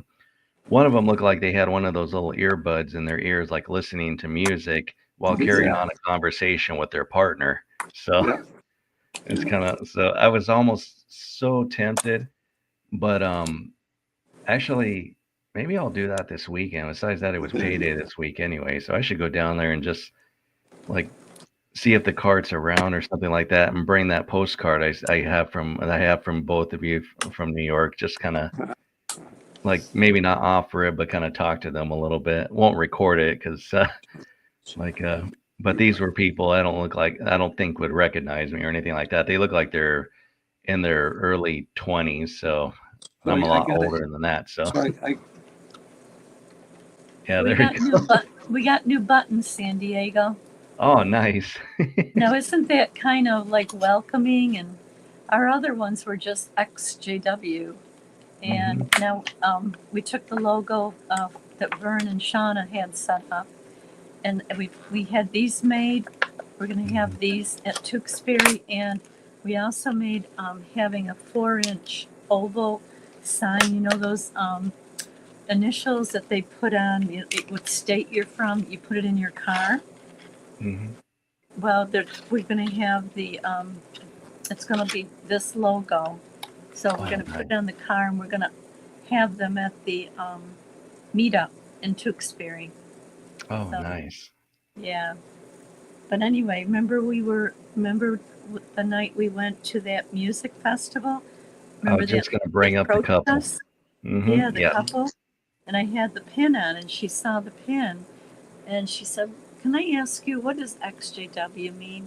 We must have had an hour conversation. We all kind of joined in, and she says, my sister is a Jehovah's Witness, and she was so glad to speak to us because she could never understand, why they did this and why they did that, and her sister still is a witness, and we just kind of talked with her and listened, so that was really good. You've You had the never most know. meaningful conversations with people just by Yeah. approaching them with that. Thanks, Elaine. Elaine says, nice pins. Kimberly Lackner's in the chat. Hey guys, looking forward to the big meetup in Boston. Hope to meet as many awesome XJWs as I can. Yeah, we're looking forward to it too, Kim. So we'll see you there. What? Yeah, I What remember is? that couple. They were actually a really nice couple too. I mean, They easy were. to talk to. Yeah. What were you gonna say? Oh, so yeah. Thank you, San Diego. And I'm just wondering, is there anyone else that just wants to share what disease? Yeah. What's the disease, and what have you found to be helpful for helping Yeah. cure it? All you have to do in the chat is go to the StreamYard link at the Yeah. top of the chat, tap on that, and you'll be brought in on stage. You do not have to have your picture. As you can You see, don't have to do that. Annie and San Diego, they just have their vocal audio on. Yeah, what you have could be helpful for others. Yeah, what works for you? I know you're kind of quiet, Annie. We're not ignoring you, but chime in anytime. Kimberly said, I wonder if there will be protests at our meetup. Haha. It'd be You fun. never Oh know. gosh, I remember that Go at talk to Waltham. Yeah, I'd love to talk to Go them. talk to 'em. Oh yeah. Rick's been putting all sorts of posters up, and they take them down, and then Rick will put them back up again. He puts them right near the Kingdom Hall. Yeah, you wonder how would they react if we approach them with concern. Mm-hmm. Are they going to be? Are they going to get? Would they get ugly? I don't think they know. would get ugly. I don't know. They couldn't. If they got ugly, it's only counterproductive for them. Right. Or what? I don't know if they would. Maybe they're going to set some carts up across the street. We never know. Can you imagine You the never number know. of people going, Yeah, wanting to talk to I a know. cart? I know. Oh my God! I think they'd pee their pants or something. Let's see. Rick is going to have the live stream, and I think. Let me check it out. How you get on? Probably on YouTube. 6 screens. I don't know if John Marciano knows, or someone in the chat wants to let us know how Rick is going to do that. Sky liked your comment.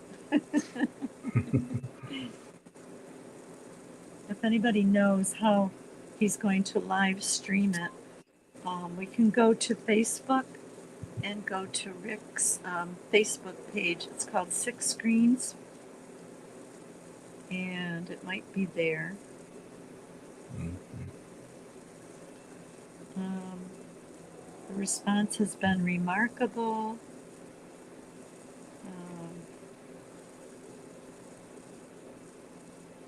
Fran, I just got back. I was off for a bit. Oh, Are you okay. are you talking about the link for the convention?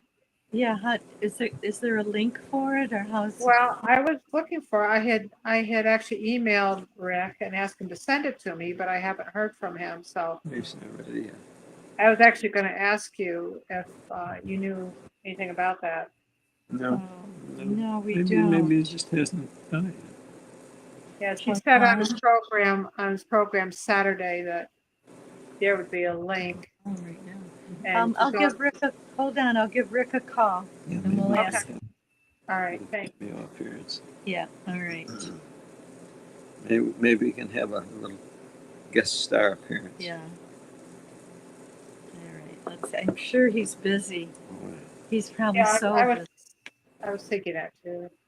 Well, let's see if he picks up. Hello, Fran and Joe. Hello, Rick. Hi, Rick. How are you? Wow. We got you on live. A lot of the friends on the program are wondering how are they going to be able to see the convention or hear it? Well, they'll be able to. They want to go on live stream, right? Yes. Yeah. Yes. Yes. Yes.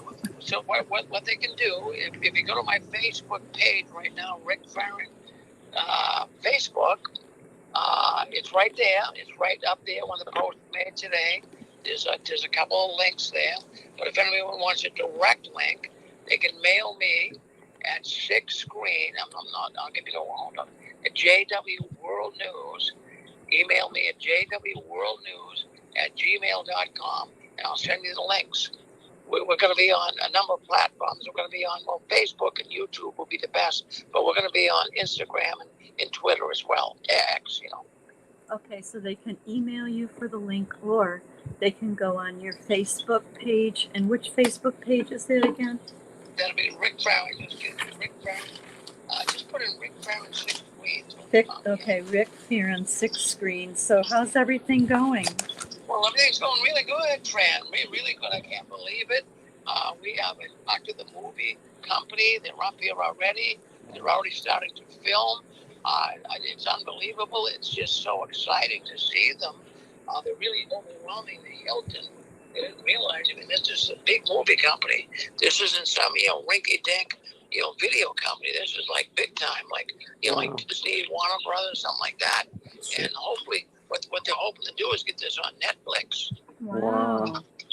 Yeah, so this is going to be one of the best Jehovah's Witness exposure movies ever in the history of the Watchtower. So it's really good. I was working with them today and working with them yesterday, and we're going through all kinds of hoops we got to jump through, because they were saying that if you film in the lobby and there's people coming in and they might not want to be filmed, they might be with someone that's not their real mate, you know what I mean? So we've been going through some issues with that, but we're getting it ironed out, and it's all moving in the right direction. Yep. Oh, that's great. Wow, very nice. Someone asked me if there was going to be a shuttle, if they were coming in the airport Friday morning. They got an early flight coming in. No shuttle Friday morning. Okay, I didn't think so. Okay. Yeah, no, in fact, Thursday is we're picking people up. We got 3 shuttles going out, and then Sunday we got 3 shuttles going back. Okay. But nothing on Friday, nothing on Saturday. Yeah. Right, that's what I figured. I'm just looking in the chat to see if anyone. Dallas says, pray for Rick's convention success. Yeah. And everyone going to the convention, I hope you all have fun, but please be careful. Yeah, it's amazing. We we got a lot of people coming that I've been advertising like crazy up here. I've been putting signs up on telephone poles. I got a big sign. I got a 20-foot sign on the side of a truck. Yeah, they're showing, Shauna's putting up your Facebook page right now. We see all the signs that you're talking about. Yeah, I know. We got them up here, and people are going crazy. I've got people calling me all day long. I just got a call before you guys come on, and it was Jehovah's Witness. He's still going to the meetings, but he saw the sign. He says, I'm a chemo. I don't go along with all of this. Wow. But he said, I really like what you're doing, and he wants a link too, so I got to send him a link. So he wants to watch it on YouTube, you know? Wow. It's going to pick up so much Oh, yeah. public This appeal. is going to be great. The public is going to love you for this, Rick. Now, what we done is we've also contacted newspapers. We had a write-up here in a local newspaper, so that was good. I've contacted the Boston Globe, a number of newspapers around here, the New York Times, and hopefully they'll pick it up and send somebody out and take some pictures, you know. Oh, yeah. Yeah.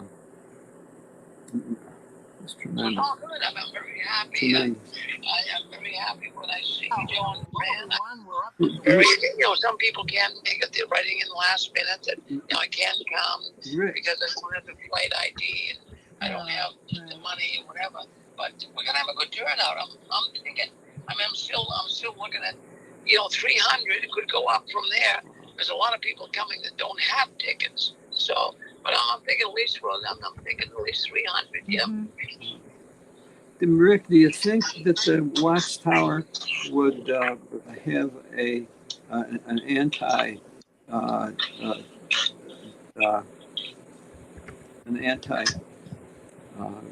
Like a protest? protest there? Well, that's a possibility. But I have to tell you, I've already had threats about this. A number of threats. People are calling me. I'd say 10 threats about it. That they don't like it. They're Watchtower operatives, and I really could understand that they are. These just aren't random callers. These are people working at some type of syndicate. Do you record them? Can you record them? Well, I should start recording them because it would be a good thing to play. But they're calling me up, and they start off very subtle. Oh yeah. Saying, well, I see that sign up in New Hampshire because I got signs all over Massachusetts and New Hampshire. Wow. So they see the signs up in New Hampshire. I got a number of calls from New Hampshire. Wow. But the funny thing is, they're not even New Hampshire area code. The New Hampshire area code is 603. So some of these people are coming in from California. They're Google numbers. Wow. You can have Google number you want, Yeah. So people call in, and they start off very subtly. They say that, oh, I see this sign. Well, what do you mean? What are they hiding behind? Because the sign says, find out what Jehovah's Witnesses are hiding behind. So they're calling me up and they're saying, well, what are they hiding behind? I said, well, I'll tell you what they're hiding behind. There's a lot of things, but let's just start with covering up child molesters. I mean, and then right off the bat, they say, well, we don't believe you, and that's a lie. And I said, wait a minute. You don't have to believe me. Right. Just Google in Jehovah's Witness, child molesters. It'll come up. You don't have to believe me. And we get into a big argument. I mean, I try not to fight back. I got all these nasty guys, and then they're going to come up here and cause a problem. But, I've got the police, the Tewksbury police where I live. They're coming in. They're going to do routine checks. They know that's very controversial. So they'll probably even cruise a park right out front, Yeah. I would ask them the question. Well, are you threatening me? Says so. Yeah. So is this a threat? Yeah, we had that. I've had that. But we're going to come up there, Rick. But they're not. I mean, how stupid. Yeah. The Tewksbury police already realized that what we do here is controversial. They've been put on notice a few years ago. Yeah. But during our program once, and I think I mentioned you guys before, but we had, they called Watchtower operatives, called the police and they said that I was holding my wife. Oh, yes, I recall that, Rick. That was a riot. Yeah, so, they're aware of it. They're aware that we have antagonizers. Yeah. So, it's going to be interesting, but we do have, and you guys will put me in touch with a man that is a former special force operative in the military. He's working with us. Oh, great. Yep. Oh, that's wonderful. That person that we told you needed tickets, he decided on Sunday, because he's known about this, and he lives in New Mexico, and Sunday he got in his van and he just started driving, and he said, I'm going to be there. And he's one of the friends that we've met, over the years. So we're looking forward to meeting him. And also, one of the female, can you hear us okay? We're getting some feedback. Yeah, I can hear you good, yeah. Okay. One of the females in the chat, because we're on a live stream right now, she has an extra room for a female if someone needs a room. Well, very good. That's good. No, in fact, we got a couple of people that might, but we'll know tomorrow. I mean, we're starting to get this all together. I've been doing, booking rooms. I got a few people that are still, behind. They want to try to save some money, so we're trying to book them together. So we've done that already, but that's good to know. So would they pay half the price of that person you got? Probably. Yeah. I would assume, yes. Oh yeah, because it will save people money. I mean, money's not easy to come by these days. It's very expensive to do a lot of things, Yeah. She said if anybody wants to split a room, and we know this person, so just let us know, Rick, and we'll get in touch with her.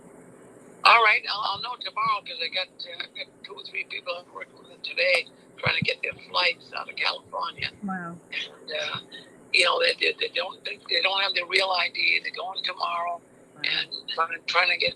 But some of the stuff I wish could have got done 4 or 5 months ago because we're on a day out, and it would have been a lot easier. But we're doing it, and I have to tell you, I'm having fun. Things are looking good.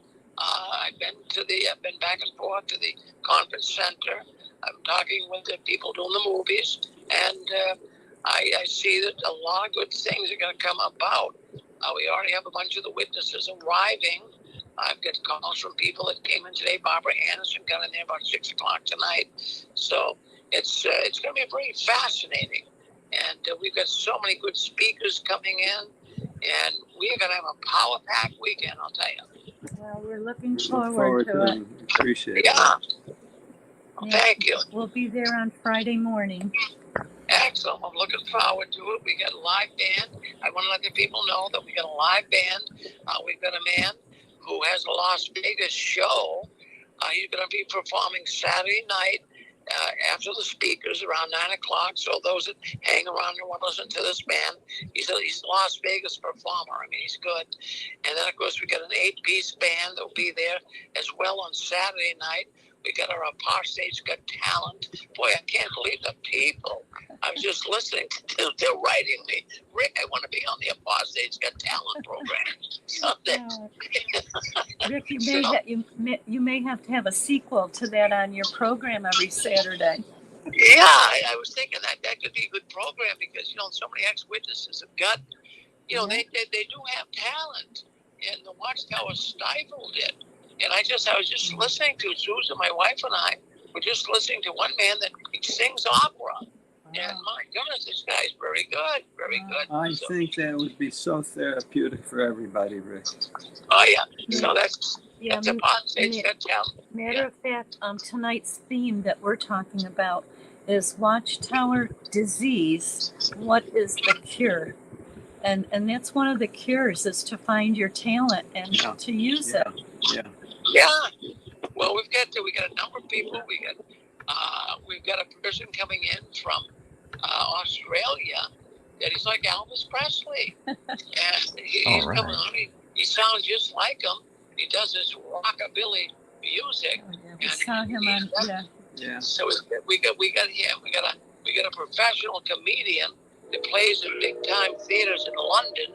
She's coming on. She's a comedian. And she's going to talk about some of the things that that's kind of funny in the Watchtower. So we're looking forward to that. So we're going to have a really good time. Plus, we're going to have some dancing and music. And the good thing is, those listening online, we're going to keep the film rolling. We're going to keep the videos going. I was just in contact with one of the people that's going to be videoing this, and we're going to keep this pretty much. We're not going to shut it off. They're gonna see the whole event, Wow. even during intermission. If they don't want to be filmed, but we're gonna have people come up, and we're gonna talk to some of the people online. So we're gonna make it very interactive. We want the people to really feel, wow, even though we're not there personally, we're connected. That's what I want to do. Yeah. Oh, great. Fabulous. One more detail about the female that has the room. It would be, if they split it, the person pays $200 for Thursday night, Friday night, and Saturday night. $200. Well, that's a good deal. That's a good deal. Yes, it is. I might be able to find your take on that one. Yep. So I'm going to know tomorrow. I'm just working with a few other people who wrote me. I got another man tonight that wrote me and said the same thing. So I got a lot of, so I'm going to go through that. So I'll know tomorrow late afternoon. And if I do know of anything, I'll give you guys a call, okay? Yes, thank you, Rick. And thank you for coming on the program. Yes, you really. Yeah, well, thank you. Anytime at all. In fact, anytime at all you want me on, I want to say hello to all the people on there.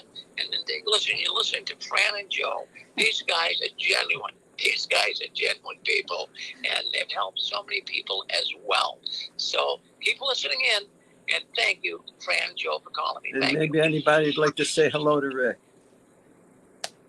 Anybody out there want to say hello to Rick? Sure, I'll say hello to him. Sammy. Hi. I'll say hello to Rick. This is I'm a YouTube user, Fade in San Diego, and I catch your show on occasion. Not every Saturday. Sometimes I have a few things to do, but it's always fun to listen in on it, though. Well, thank you very much. Thank you. Yeah, we've been doing it for 20 years. And, it's good. Even myself, I say, how can people listen all the time?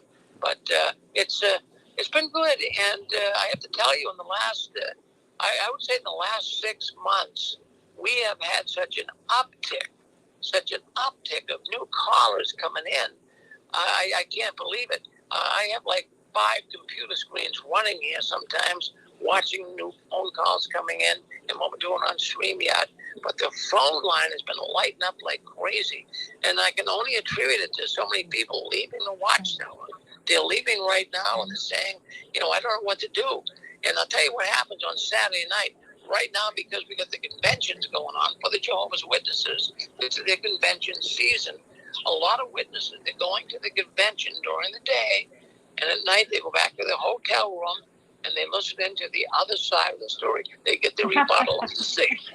So that's what's going on. Yeah, amazing. Yeah, That's great. Dallas, did you want to say hi to Rick? Well, hi there, Rick. Well, Dallas, good to hear from you. Always good to hear from Dallas. Dallas, you were an amazing man. You when you talk, everyone listens. Everyone listens to Dallas. Believe me, you've got such a unique accent. Why would they listen? They love Dallas. They all love Dallas. Yes. Thank you right there. Yes. Yes. Oh, thank you, Rick. And Yes. we'll be seeing you Friday. We look forward. Well, we're looking forward to it, and all those people traveling up here. But if not, now listen, if you're listening online and you'd like to watch online, email me at jwworldnews@gmail.com. I'll send you the link. And you'll get a front row seat, and it'll be like you're going to be there virtually. So do that, and you'll really enjoy the program. Thank you, Fran and Joe. Thank you, Thank Rick. you, Rick. So Rick Bye-bye. is Good night. Bye. Okay, so if you didn't get that, Rick just said to email him, and we can put it in the chat or along the screen if Ruby's still there. jwworldnews@gmail.com, and he'll send you the direct link for the ExJW convention, conference, meetup, whatever you want to call it. And he said even during the breaks and intermission, he's going to be live streaming the whole time. Yep, he's doing so much. Rick is doing so much for us. And And the movie is going to be very interesting. Very interesting. It'll resonate with the public. That would be great if it got on Netflix. Yeah, that's Oh, that'd be awesome. Everybody would see it. I'm gonna step off for a little bit. I got a couple of things I got to do before movie night, but it was great seeing you all. So Oh, Ruby, Thank you, San Diego. Glad you my came pleasure. Thank you. Ruby, I Why promise you I'll be on time this time. Hi, and San Diego. take care of that, Saint Diego. All right, you too, Dallas. And Good seeing you. see, we want to say hello to Ben. Ben from Canada. Hello, Ben. Hey, can you hear me? Yes, we Yeah, can. we can hear you.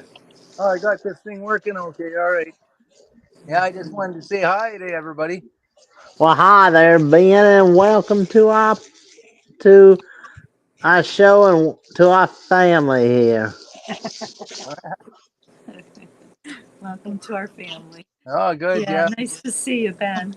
Yeah, you guys too. Yeah, we're having a bit of a heat wave up here. I wondered. Yeah, and we just got a fire started about not too far away. So Oh dear. Oh dear. That's the worst part. Yeah, just like that, we got some nice weather and you get the fire started. Oh dear. Yeah, so that's good. Yeah, that convention's gonna be exciting this weekend, eh? I think so. I really do. I really do. Yeah, I'm excited to see how it all goes down. I think it should go pretty good. I don't think the Watchtower is going to like it. No, they don't like that. No, they don't like that at all. Well, may they take notice. So that's good. Yeah, it's a good way to speak out. You guys are doing a good job too. Like I said, today I had that deal. Sometimes when I pass these guys on the carts, it's it sends you for a bit of a loop. Still for me, but I'm busy. I just drive by. I don't even try to look at them too much anymore. Yeah. For my own mental health. I waved at them the last time, and they waved back. Yeah, they don't know who we are. Yeah, they think it's a big joke sitting there with their signs saying "Help for mental health," and it's, when you drive by and they ruin your mental health, it's hard to not let it bother you. But it's part of the recovery process. You just got to move on and realize, all our speaking out is helping, but these guys are gonna be around for a while, so we got to try to get used to. Well, it is helping, Ben, because there are people that are coming out and they're becoming part of our number. Yeah. So they are. I mean, they're ones that are there. They're saying, "Man, I don't want to be here." I got one right here in the chat. If I could just read it, it's from JW Apostate Family. They just recently left. Wow. And he was a ministerial servant for 10 years and stepped down. Glad I haven't been to the hall in 6 months. 2 more months till inactive. And he said, good to be here. Wife and I just woke up after having our daughter born in generational, now awake. Wow. Isn't that amazing? Welcome. Yeah. A lot are waking up. Like, that's a good story too. That's what I hear. Lots of whole families, and we've seen that too. But I was talking to a young guy that's a PMO there the other night, and he's been having a really difficult time. And the one thing I got from the conversation with him is I kind of asked him. I said, what's the mood around there? Like, how? Because it's been 6 years since we've been around, and he told me honestly, he says, I think a lot of the younger generation, they're all woke up PMOs, but they're just, he says they're like zombies at for example, the last convention. He said, they're just like, I'm looking around and they're all not singing. They're just there, not there. So it is kind of sad in a way, because you got a lot of people, they're kind of in limbo, right? They don't know what to do. They've been taught this their whole life. They see what we're all waking up, but they're like, well, is that what we want? And Ben, I'm sure you and Debbie think like Joe and I, because you have 2 daughters, right? Yeah. Your 2 daughters are still Jehovah's Witnesses. We still have our 4 that are Jehovah's Witnesses, and we think often, what do they think about all this? What's going on in their heads? do they wonder? Are they part of this mediocre, or are they the ones that are zealous and stand? Who knows? We don't know. Yeah. Yeah, well, I asked him about the field ministry too, and he said, no, honestly, it's dead. He says the pioneers even they go and they find any excuse to just go for coffee or whatever. But he said, generally speaking, he was telling me that the ministry is just dead. In that congregation, when Debbie and I were there serving, like, let's say 10 years ago, we used to have a Wednesday night service meeting group. We'd have sometimes 30, 40 people showing up to go in service Wednesday night. Now, I don't even have groups at night anymore. No. They Ben, probably where are you? Ben, where are you from? I'm from Canada. I'm in British Columbia. Okay. But you're in British Columbia, where near Vern and Sean. Oh, okay. Yeah. So I mean, you know, and it's different all over the place. You hear different stories, but it is encouraging, you know, like I said. And I wanted to speak up about that too, because definitely the work you folks are doing and all of this stuff is having an impact, because they can see that it's not just you, Joe and Fran, Ben and Debbie, or it's a lot of people. It's everyone. It's right. situation. Yeah. And you know, Ben, look, you're being noticed. I bet you're being noticed, and they're learning off of you, and you're probably an inspiration for others. Yeah, well, I hope so. I mean, it's a long road to recovery. That's the thing, you know, when you leave this organization, and I'm finding out now, like everybody leaves, they've got a different bit of a viewpoint. We all thought we were on the same page, you know, as Jehovah's Witnesses. We all thought, but now we're finding out that we all had an idea of being a Jehovah's Witness. Right. Some took it more serious than others, and you know, we're all impacted mentally. But you know, you hear these stories of people leaving and the things they go through. It's one thing for somebody to say, oh, just move on with your life. Well, it takes a few years for you to get your balance. And I tell a lot of young people, watch, just because you're leaving Jehovah's Witnesses, don't go nuts and get involved in all kinds of crazy stuff, because you know, if you get addicted to smoking, you got to try and quit that, you know, and all these kinds of things, you know, that we were kind of sheltered from. All of a sudden, you can get involved in them, and it's hard to make a U-turn. That adds stress to your recovery, you know. But anyway, we've been feeling pretty good these last days, you know, and we're trying hard to get it off our mind. But often, like, I hear a few of you folks talking about how you kind of automatically unwitness, and I find I end up doing that a lot to people. I don't go in intentionally wanting to talk about being a Joe, but it ends up coming up, and people are most times shocked. They have no idea, you know, what's been going on in the Jehovah's Witness world and stuff like that, you know.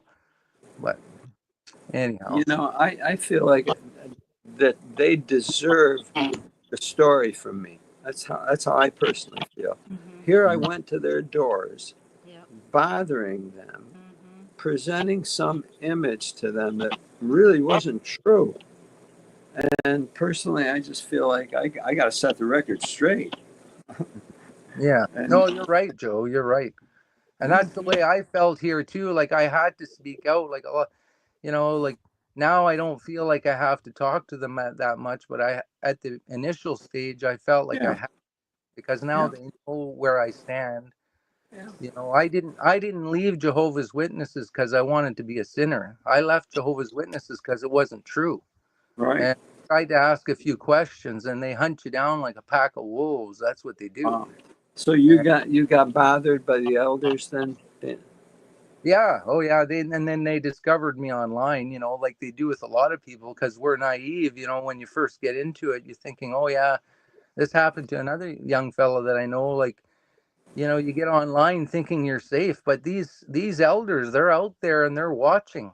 And, you know, if you're trying to stay hidden, you got to be very careful, because these guys. Let me ask you, what's the worst case scenario?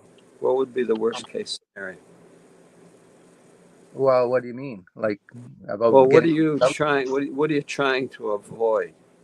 Well, I'm not trying to avoid anything, but I'm just saying for an individual that's trying to leave Jehovah's Witnesses and be a PMO and not get discovered, I mean, you have to be a person like that has to be very careful because, Okay. you know, the elders are out there looking for these PMOs online, Right. you know. Right. And that thing So, that freaks me out too is because I don't understand how elders and brothers especially can go online and look at apostate stuff, look for people online and look at this stuff and not wake up. Like, it's just beyond me. oh, they know. They You know know, better. They know. They just don't. They're not. They don't care about what's true. yeah. You So know. anyway, that's like for me, I'm out and I'm proud to be out. But there's a lot of people in Jehovah's Witnesses that they're hiding because they don't want to lose their family. They don't want to lose. Right. Right. Like I'm sure our kids aren't great Jehovah's Witnesses, but they've got their own life. They've got all their friends that are in there, and they're not going to Yep. give all that up to come and Right. see us. Right. And they Right. know even one email to us could get them discovered. You know, That's and right. when you Well, have sure, because we know that if one of our children chooses to have relations with us, by rights, the other three should shun them. Mm. Yeah, and that's the reality. Yeah, we give them a hardship. You know, they would have to deal with all this anxiety and Yeah. what. And the way these elders are right now, they're almost on a witch hunt to kind of kick these people out. Well, You the know, I think they have. Well, I think so. Well, I think they want. I really think they want the PMOs to leave because, well, the PMOs don't add anything to the organization that they want. now they know Uh, they're there too, right? yeah. So anyway, but like these people are there, they're not really Jehovah's Witnesses. They're just there in name, you know, name only. Mm-hmm. Apply. And that's fine. So I'm okay with that. Like Jehovah's Witnesses can do their own thing. That's where I'm at. I don't really want to. I don't want to be involved with them at all. Really, it's just that it hurts when you try to leave. You know, when you think about everything we did, even on this clinking of the glasses stuff, some people think it's not a big deal. Well, we all studied the Live Forever book. We all studied those books that told us we shouldn't do that stuff, and now all of a sudden it's okay to do it. You know, so it's like, okay, that's fine if you're okay with the organization changing like that, that's great. But I joined the religion on the basis of what you taught me in the Live Forever book, you know, not what you're teaching people today. So I should have the option to be able to say, hey, I've had enough. And I did tell the elders that. I told them, you just got to leave me alone, let me take a little bit of a break. But they don't do that. They just go after you. They want to kick you out, right? So you don't want to get. So you're not disfellowship, Dan. Oh, we're disassociated. Yeah, we're Oh, both. okay. Oh, okay. Yeah, So they tried to bring us to a judicial meeting. They sent me a registered letter to attend a judicial meeting for apostasy, but we didn't attend because by that, you know, I have no respect for the elders whatsoever, so No. I'm not going to they're go to. ins- they're insane. They just don't know it, Dan. They're insane. Well, you can't have a reasonable. It's like, okay, back to this quick conversation on the carts. You know, like the only way it works talking to people at the carts is like if I didn't know them at the carts, I was in a different city. Right. I would go out, talk to them and be very nice. I wouldn't try to be an XJW. I would try to reason with them. That's the only way it would work. Once they know you're an XJW or an apostate, I literally drive up, they pack up and leave. Like they will not talk. They'll just take off. Like you can't have. And when you do have a conversation with them, it's like talking to the wall. Like they Of won't course. reason anything. Of course. So at that point, it's like, you know, when we were Jehovah's Witnesses, what did they tell us to do when we called on someone at the door like that? They said, just no, don't call there no more because it's wasting your time. So that's the way I. That's right. That's So right. if I could have a reasonable, like one day I talked to them. One guy, I had a reasonable conversation with him a few times, and you could tell they're thinking, right? So if you can get into a normal conversation with somebody and stay calm, you can put some little seeds in there that might not flourish right away, but it could take a Oh few. yeah. Oh, I'm sure. I'm sure of that. Because Because well, look, I'll tell you guys, one thing I'll just say, and like I spent a lot of time on those carts, Debbie and I, and and all the time I was on the carts, I never once had somebody confront me in a negative way.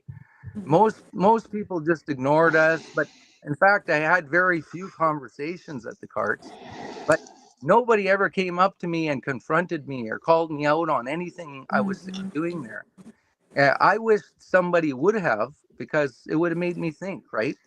So I think it's worthwhile if you have a reasonable expectation of success. Like if you don't know the people, why not go and have a conversation with them and pretend to be somebody you're not for, and that's what JWs do. And then you can just have a nice, calm conversation. And that's when you can plant a few seeds, I think, Well, we'll keep up the great work, Dan.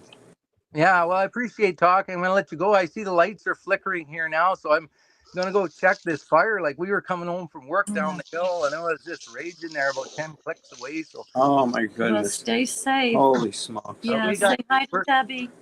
I will. Yeah, Deb would say hi if she's here, but she's downstairs there. So, but we'll talk again, hey, Joe, about the other stuff. I've been out in the field, and I've been just like Davy Crockett. We'll talk to you later, guys. Take care now. Bye, guys. Hi, Dallas. Hello, Dallas. And I just had to. It was Ben. I had to give him my bye. You had to get on your what? I had to give Ben to them Ben. to take care. Oh yeah, they're doing well. Yeah, you guys too. You're a great guy there, Dallas. I always enjoy your comments on the little feed there and that. So it's a great bunch of guys there. You take it there. Are you down in Dallas? Now I'm North Carolina. Oh, you're in North Carolina. I always wanted to go to North Carolina. Furthest I got that way was St. Louis. But yeah, one of these days I'm gonna get down there. But I ain't native there. No. Well, now, where were you from again, Dallas? Where were you born? Pennsylvania. Oh, it's Pennsylvania. We were just in Pennsylvania the other day. Yeah, what part? Whereabouts? We were down in Canton. Where? Canton was one of them. Canton. Canton, and then we were at the show. It's a maker show in. What's the name of it? Wait a minute. And we stayed. Annie, where did we say we stayed? And he knows me. I can't remember. Allentown? Allentown. We stayed in Allentown. Yeah. Oh, Kempton. Kempton. There was a maker show in Kempton. Okay. Dallas, where are you from in Pennsylvania? South Central. What town? It's within the York area, close to York. Okay. York, Hanover, Gettysburg area. All right. We went to Gettysburg.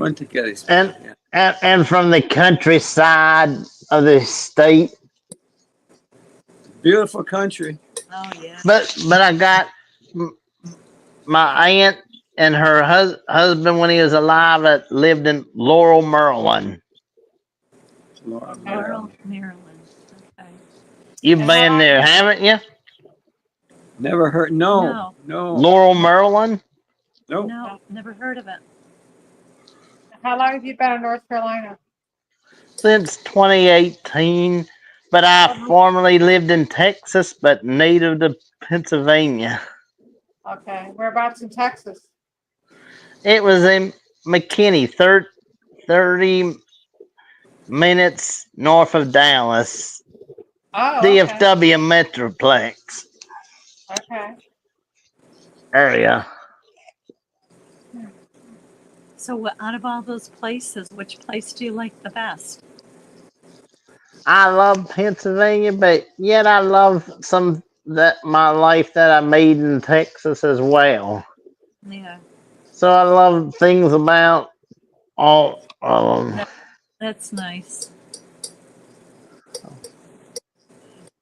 Yeah, we were down in North Carolina. We were in Charlotte.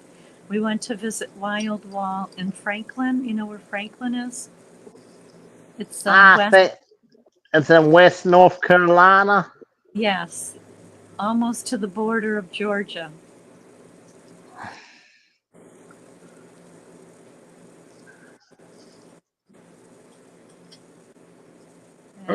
Oops, we were in Greenville, North Carolina. I know Greenville, North Carolina, because relatives from there and relatives there.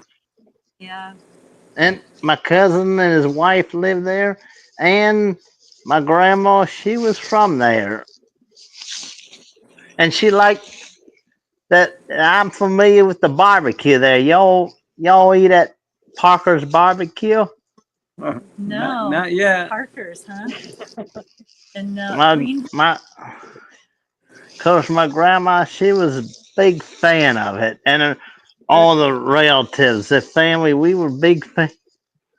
That was in Greenville?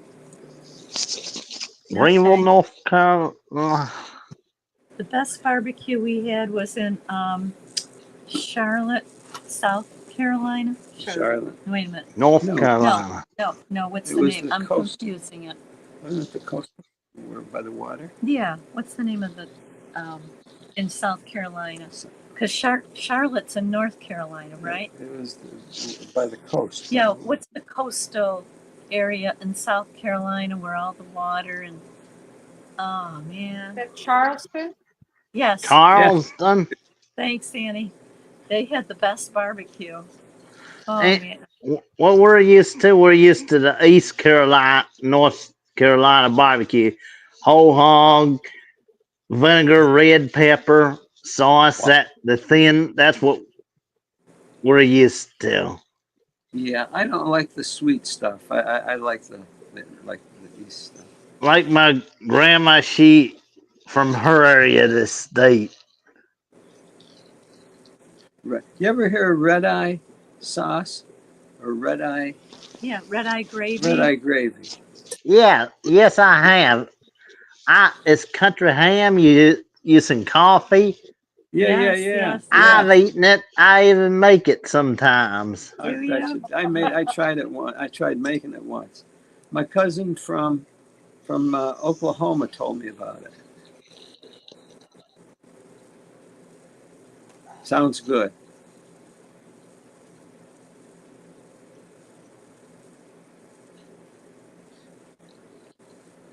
We got to have a meal together sometime. Yes.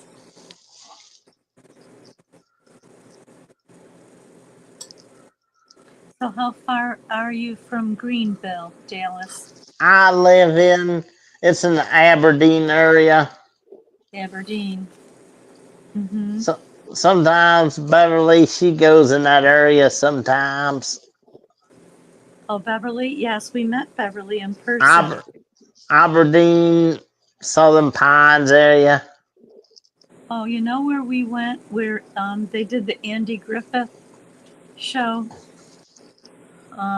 Mayberry. Oh yeah. Sure. Mount Airy. Mount Airy. I've heard of that. Yeah, it's a cool town. Nice folks.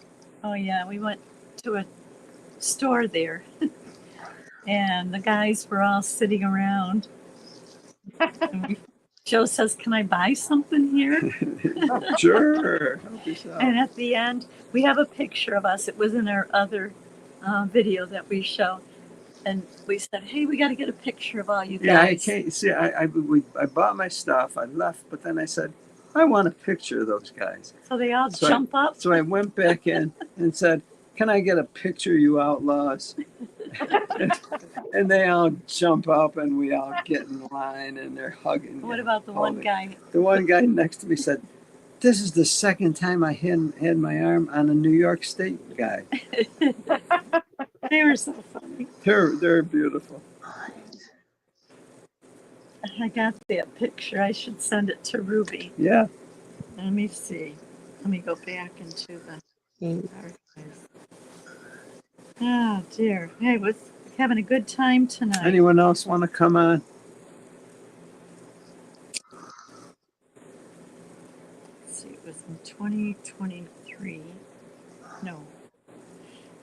2023 or 2024? Oh boy. Probably 23. 23. Just a guess. Hmm.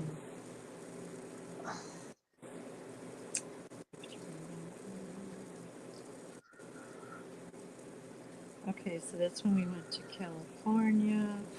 Was it the same time? Getting all our trips mixed up now. Dallas, how hot has it been in where you are? About in the 90s mostly, sometimes upper 80s. Okay, not so bad. Yeah, we had like 90, 89, 90 90, today. yeah. We've been having some hot weather for us, but it's supposed to go down in the 60s. Yeah, 60s. That's like cold compared to. And you know where Rick is today in Tewksbury? It was 93. On Friday, it's going to be 66. Yeah, same place.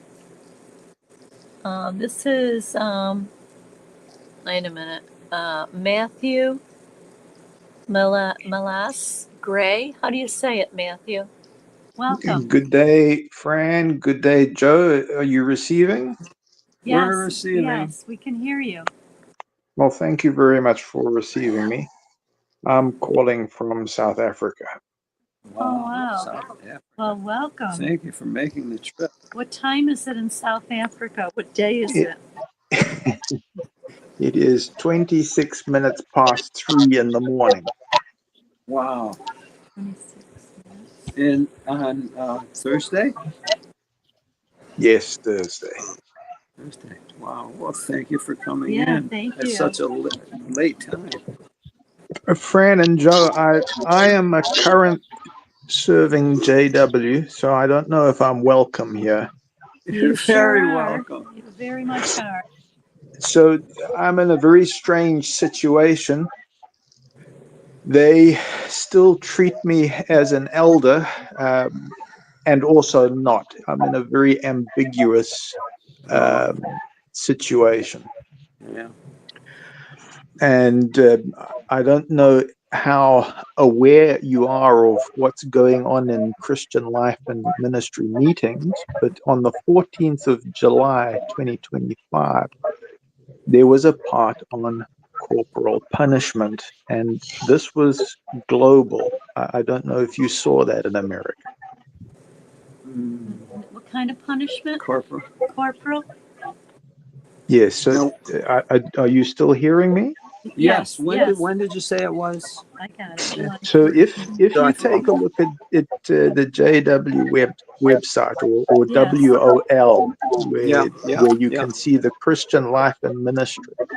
Okay. During the treasures part, the third section, there is a Matthew, reference to I'm sorry, what. Matthew, can I just interrupt you a second? Do you I have beg your pardon. Sorry. Yeah, no. I'm just going to ask you, do you have two different, do you have YouTube on and the StreamYard or just YouTube? I mean, just StreamYard. It's just StreamYard. It's just StreamYard. Okay, I think Marissa. Is there a technical problem? I think Marissa might be having some feedback. If Marissa can. No, I already closed YouTube off. Okay, but I if think. you can mute for now. Just while Marissa, Matthew's please. talking. Thank you. Okay, Matthew, go ahead. I'm Fran, sorry. Fran and Joe, is the problem with my transmission here? No. It helps just to have one open when someone's talking. So no, you go ahead. Joe and Fran, you're very faint, and it's raining here where I am, and it might be affecting the transmission. But I am who I am. I haven't got a nom de plume. My name is who I am. Wow. And I'm completely traceable. Wow. I'm completely traceable, and I am a Watchtower representative. I am certified with Pennsylvania and certified with New York. Wow. I'm not in good state right now. I'm recovering from quite severe injury. So if I'm not participating as well as you expect, please bear with me and I will do my best. You can contact me on my email, which is the same as my name that appears on your screen. I see. Okay. MatthewMilegray@gmail.com. Okay. Great. We've got it. Okay. Well, Now it is very dangerous for me to talk. My pioneer partner died under very mysterious circumstances. I am not able to cry foul play, but there is a pattern, and I think you are able to recognize certain patterns. Yes. And we start getting into metaphysical, but I don't want to complicate it. I want to try and simplify as much as possible here. So if you want to ask me questions, I will answer to the best I can. But the 14th of July, 2025, worldwide, they referred to the 2006 Watchtower about corporal punishment. Now, it might seem like a small matter. No. It may seem like a small matter. Now, if I'm confusing in any way, please ask me and I'll clarify. No, please go. No, I think I think I heard something about this. You're filling us in. So what has happened is when they made this announcement, they used free speech to tell the congregation that they may essentially harm a child as long as it's done lovingly.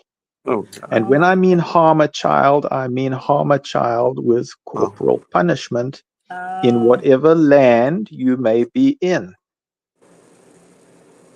Now, this was broadcast throughout the planet, and it was broadcast to different countries that have different laws that are applicable. In South Africa, it is illegal. That is potential incitement to violence. Here is the legal problem. The legal problem is as follows. You can say anything in an outrageous way on a platform. You can go crazy. And it's considered free speech. However, if after that announcement, any child is harmed, we now have grounds for a case. And let me be very clear, not just in South Africa, Lesotho, Swaziland, now called Eswatini, Botswana, Namibia, all come under this jurisdiction. Because we have congregants that are now in the UK that have served within these circuits, it now affects the United Kingdom. It affects Ireland. And by the way, in a very discreet way, we have Irish detectives monitoring things, but they're good people to the extent the system can allow. Wow. So there has been what is called a deposition. So it's not a, there's many things that I need to clarify. So when it comes to this particular matter, it is called a deposition. So the only time that a charge can go through is if one out of the 160,000, I'm not familiar with the statistic at the moment of how many active Jehovah's Witnesses there are in the South African jurisdiction, but it could be approximately errors and omissions accepted, something like 160,000, but there's more if we classify them as associates or connected families. It's much more than 160,000. Right. But if a single child is harmed, we now have a case, and I'll explain why. The branch has been contacted. We have actual evidence that the warnings have gone through the system and have arrived at governing body service committee level. I don't know if I'm losing you here, but does that make sense? Yes. Yeah. Go ahead. We have the names of those fiduciaries that have received the warning. Right. There's multiple levels of evidence here. It's been traced throughout the system. We used the postal system, which is a legal system. It's an antiquated system that they're trying to shut down, but it's still legal. The problem is we've been able to trace where mail has gone, and some is rediverted and destroyed. So we used countermeasures and used courier, which has, yes, and this has entered into the system, and we can trace exactly where it goes. Service desk is very well aware of digital signatures and tracing things. Wow. They are extremely aware. When they see mail or images, they look for digital signatures. That's very sophisticated. And you may know about artificial intelligence being used and all of this sophisticated. Hearing about it. Hearing a lot about it. Yes. Now, I don't know if you have any questions. I've tried to make it as simple as possible. But oh, well, no, you are, and you're really giving such powerful background on what's happening. So if I can characterize it, there are many in the organization that stand to fall into deep consequences legally. Yes, but it's very hard for people to understand why. It goes over the heads of most people. It's very even law enforcement don't want to touch things. It has to be absolutely ironclad to the letter. Right. Okay. So, what can I say, Joe? Well, so what effect do you feel that's having in the congregations or in the whole organization for their policies and the direction they're taking? Well, Joe, say for instance you wish to exercise your right to become a Jehovah's Witness again. Now I'm going to use spiritual terminology, if I may, to illustrate the point. May I go ahead? Oh, please. And if anyone's lost along the way, please stop me, and I'll do my best to clarify. Right. But the whole system, whole legal system, works on several different systems. It works on something called ecclesiastical law, maritime law. Right. Yeah, so you've got all your different types of law systems which are in place, which is incredibly sophisticated as our human control system. It works into our deepest psychology and psychospiritual psychology. On a very profound level, and it is incredibly powerful and not to be underestimated. Are you familiar with Jordan Maxwell? Jordan Maxwell, yes, I'm familiar with Jordan Maxwell. I'm familiar with Fritz Springmeier, and so is the organization to an incredible degree, to the top tiers. Yeah. They know exactly who these people are because and in fact, this deposition that's been made just now, the key fiduciary well, it's not just one fiduciary, there's a couple of fiduciaries. There's one who's connected to Ireland, the asset management in Ireland. Look, it's widespread. They try to minimize the impact of damage, and they will cut these people off if it's traced, and they'll just say they went renegade, but or they lost their minds or something. Sure. So they'll endeavor to cut them off. So the even talking like this, Joe, exposes far too much, but I sense that the damage is extensive. Yeah. And Oh, the more spiritual energy you generate now for a righteous cause, the better. In other words, Joe, if you suddenly decided, I would like to exercise my free right to become a Jehovah's Witness again with my wife or just myself, right. on the basis of the ecclesiastical system, it must give you a pathway back Wow. into the religion. That's So very let's say, for instance, you're one of the anointed, Joe.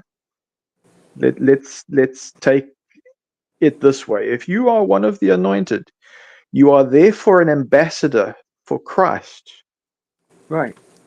And Rick Farron, I believe, as a sign writer, he is Right. one of those that is declared as an anointed Christian. So therefore, he is an ambassador. I'm talking metaphorically and in this framework. Yeah. So as an anointed person, you could say, I repent. I make permanent appeal to Christ's brothers, and I repent. What is the path that is required for me to come back to Jehovah's holy congregation?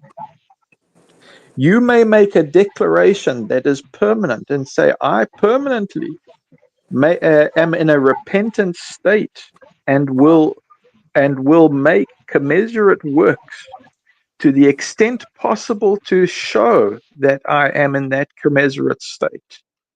Wow. Does Christ accept me back as the king of God's messianic kingdom and government? Yes, he must do so, for there is nothing that can be overturned. Even Christ was able to demonstrate with Legion that he was able to command Legion out of the vessel of the human that was carrying those angels or those fallen angels. So what I'm explaining here, because you asked, what is the cure to the disease, dis-ease? Yes. What is the cure? The cure is to use the very system that has put you into this, excuse me for saying this, purgatory situation. Right. So your voice can be heard if you make permanent appeal on the basis of Christ's blood, which is legal. Every Jehovah's Witness is a witness. It is created by a legal Roman system. Yeah. Am I making sense? Yeah, this is all, it has to do with maritime law. It's to do with every single law we have on the planet. Okay. Every type of system, maritime, ecclesiastical, rabbinical, every type of law system humans can contrive. Mm-hmm. Matthew, can I interrupt? We had a question in the chat. They were Yes. wondering if that was that a study article, July 14th, 2025? Was it a study article or was it the magazine itself? July Okay. 14th? Thank you, Fran, for that question. I'll endeavor to answer that. So there is something called a Christian Life and Ministry leaflet, which has taken over from what was the Kingdom Ministry. Yeah, we used to have ours on Thursday night. Yep. Right. Okay. So it is termed the midweek meeting, Christian Life and Ministry. If you go to the WOL website, not the jw.org, but the WOL research, you will see the section on meetings. And it is the 14th to the 20th of July meeting. It's about a week ago. Yep. Almost 2 weeks ago. And it is under the treasures section. Treasures. Okay. Thank you for If anybody is lost, I have made a video on my YouTube channel. I can't remember offhand, but they're my last three. I think it is my last video. I've put a visual representation of what's going on. What's just your in case what's your anyone channel? So is your channel under your name? So to be specific, I am who I am. My name is Matthew Mele Gray, and it's all one word. So Matthew as the gospel, Yeah. Mele as the pre-Raphaelite artist, and Gray as in the color, Gray. Matthew Okay, and that's you too. Mele Okay, we will Yeah, we'll Gray. check that out. Okay, so in case it goes over anybody's head, I've made the video with the explanation. And if you've got any questions, just send me an email or something. I'll attempt to make the answers available. If I can beg for a very simple statement. Yes. If you were my doctor, what prescription would you write out for me? Love, truth, and joy. Keep as you may have your own truth, Joe, but your spiritual side, which every human has on this planet, will emanate that truth according to how you visualize things in your subconscious. Say, for instance, in your dream state. Your dream speaks emotionally, and your dream speaks with language beyond words. That's why a deaf person who uses sign language, their prayer to supreme consciousness, or as Jehovah's Witnesses connect using the name that Raymundus Martini allocated in his transliteration, or trying to assign vowel points to the divine name, Jehovah. When you see, a deaf person has never heard that name, but they still generate spiritual energy. I'm getting metaphorical, and I don't want to complicate matters. But You can't help but do that. So, look, I apologize if I'm a bit shaky, but No, you're doing good. Thank you so much. You're benefiting us tremendously. Thank you. Can I ask you a personal question? Please go ahead, Fran. You're very welcome. You mentioned your pioneer partner. Yes. Okay. His life was ended under mysterious situation. Do you feel your life is in jeopardy? My life has been in jeopardy for about 25 years. I'm still going. I thought I was almost gone.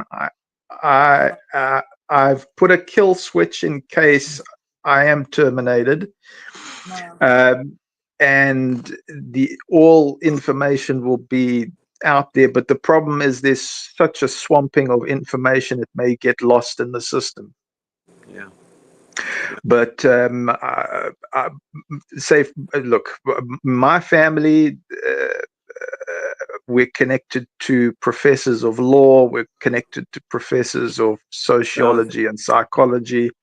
So if I pop off the scene, they will take over. Yeah. Yes. But they can't just let that go. They're going to see, there's a definite pattern that's here. No, I'm sure. So it becomes ludicrously all that happens is that my life has ended because I'm just a pain in the backside. Right. So I'm very insignificant. Okay. Yeah.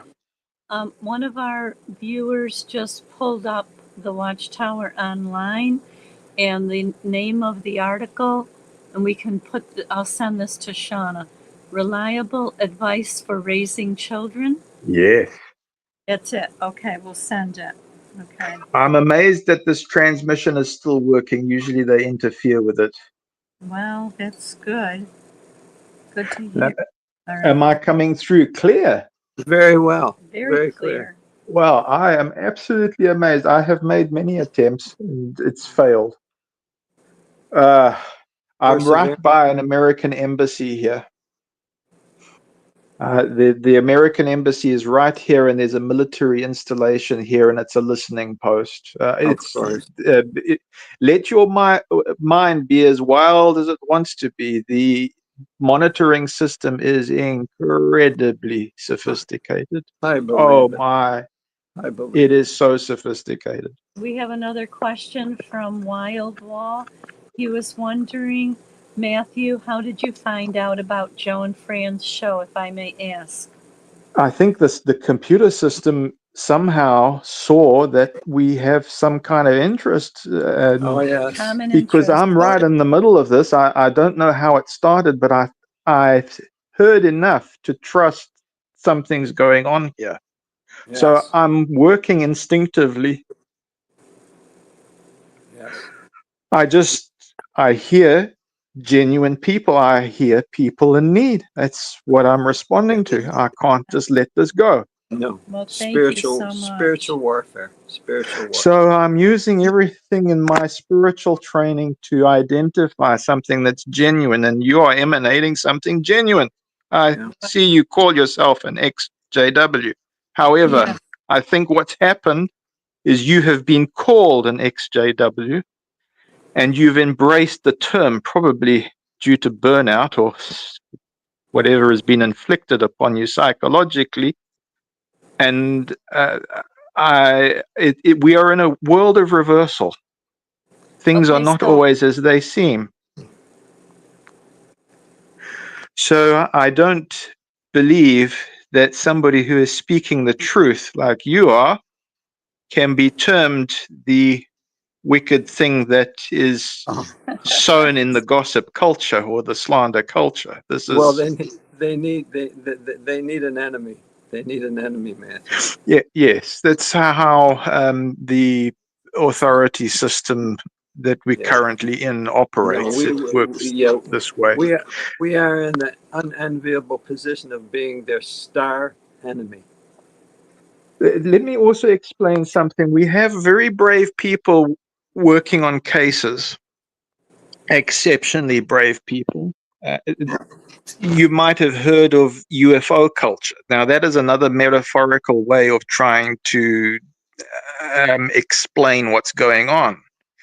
But you have a well-known name like Whitley Strieber, for instance. So if somebody experiences something in a metaphysical way, say, for instance, you have somebody in sleep paralysis, right, and they being tormented with a dream or something like this, maybe UFO culture can offer a way for that person to make sense of what's going on in their very personal, very private experience. I don't know if I've lost you there, but it's a way that a human can put things into a way that their upbringing and education and personality operates, so that they can try and make sense of things. It's not perfect. There's always sigma. There's always a degree of error. right. Because language creates that. Your thoughts are pure. Your feelings are pure. Language just is not adequate. That's right. So in the beginning was the Word, and the Word became flesh. So before that occurs, you have pure thought. Mm-hmm. But the scripture doesn't explain that in John 1:1, doesn't explain it. But before that, if you are of the priest class, you will be told through the oral tradition that before the word is thought. Right? Yeah. So whatever exists on subconscious level and in thought is your conscious stream. And scientifically, we have at least two ways to electrically stimulate that playback from even your concept, or when you're in the womb. We can recall if there's trauma in the womb, for instance, using some of these scientific methods. So it's powerful. From cradle to the grave, they say, from womb to the tomb. I maintain that we are more than we suppose ourselves to be. Exactly. Yes, and you're in the right direction. Sure. So Joe, what is very important, if there is so what has happened is in the stubbornness to, and by the way, many in the organization are trapped. Even governing body members are trapped. Oh, I believe that. I truly They are believe trapped through the legal system, which is like an unknown or an unseen governing body member. that. Yeah. It has jurisdiction over governing body. It can override them. Stephen Letts says something. I'm going to imperfectly say that the legal body can come in and say, Stephen, you're out of line. They're puppets. Yeah. Yeah. And also the shareholders. You've got shareholders as well. And there's more than that. There's much more. If you go back to Eisenhower, you find that this is very, very deep. If you go back to Judge Rutherford, he was using the legal system and the psychospiritual legal system to control this entire thing. That's how it works. So everybody's hand is in the cookie jar. If they take a hand out to slap the other hand, they let go of the cookie. So it all works together that way. You know, Rutherford, I often quote Rutherford as my hero. Because he spoke truth. He spoke truth. Said religion is a snare and a racket. He's the only one that told us the truth. He's the only one that told us the truth. Yes. So that is the contract that is in play. If you want to talk about we reap what we sow, or if you want to put it in an Eastern way, karma, you have to speak the truth. But it's a truth used in a deceptive way. You will notice in the Bible, God says, shall we send a deceptive spirit? Yeah. You know what I'm talking about? I do. Right. So there's the different polarities. When it says there's one Jehovah, you've got another Jehovah. There's another polarity. All right. Yeah. So I think you've grasped that very quickly. Matthew, we've got a lot in the chat that are thanking you for coming on. And Sue wants to know, does Matthew want to get out of JW? So that's a very good question. I'm going to come back to this matter of being an ambassador. An ambassador has diplomatic immunity. If you are an ambassador of any system, now it's got caveat. There is caveat. If an ambassador goes renegade, then they can effect a kill code. Now, but scripturally, an ambassador of Christ who is acting even in a way to expel demons, because Christ expelled demons. He said, I'm here to attend to the sick, not to the well. That's why I speak to the Pharisee and I speak to the prostitute and I speak to the tax collector, the people who are downtrodden, because I show that anything that is sown by devilish decree can be undone. And I demonstrated through the power of God that is manifested in me, in flesh, in material form. All right. But yeah, I need to be careful because I'm getting into scripture and things. But so what I'm trying to say is within Jehovah's Witness framework, an ambassador is acting with the Spirit of Christ, and the Spirit of Christ heals the woman with the flow of blood who is unclean.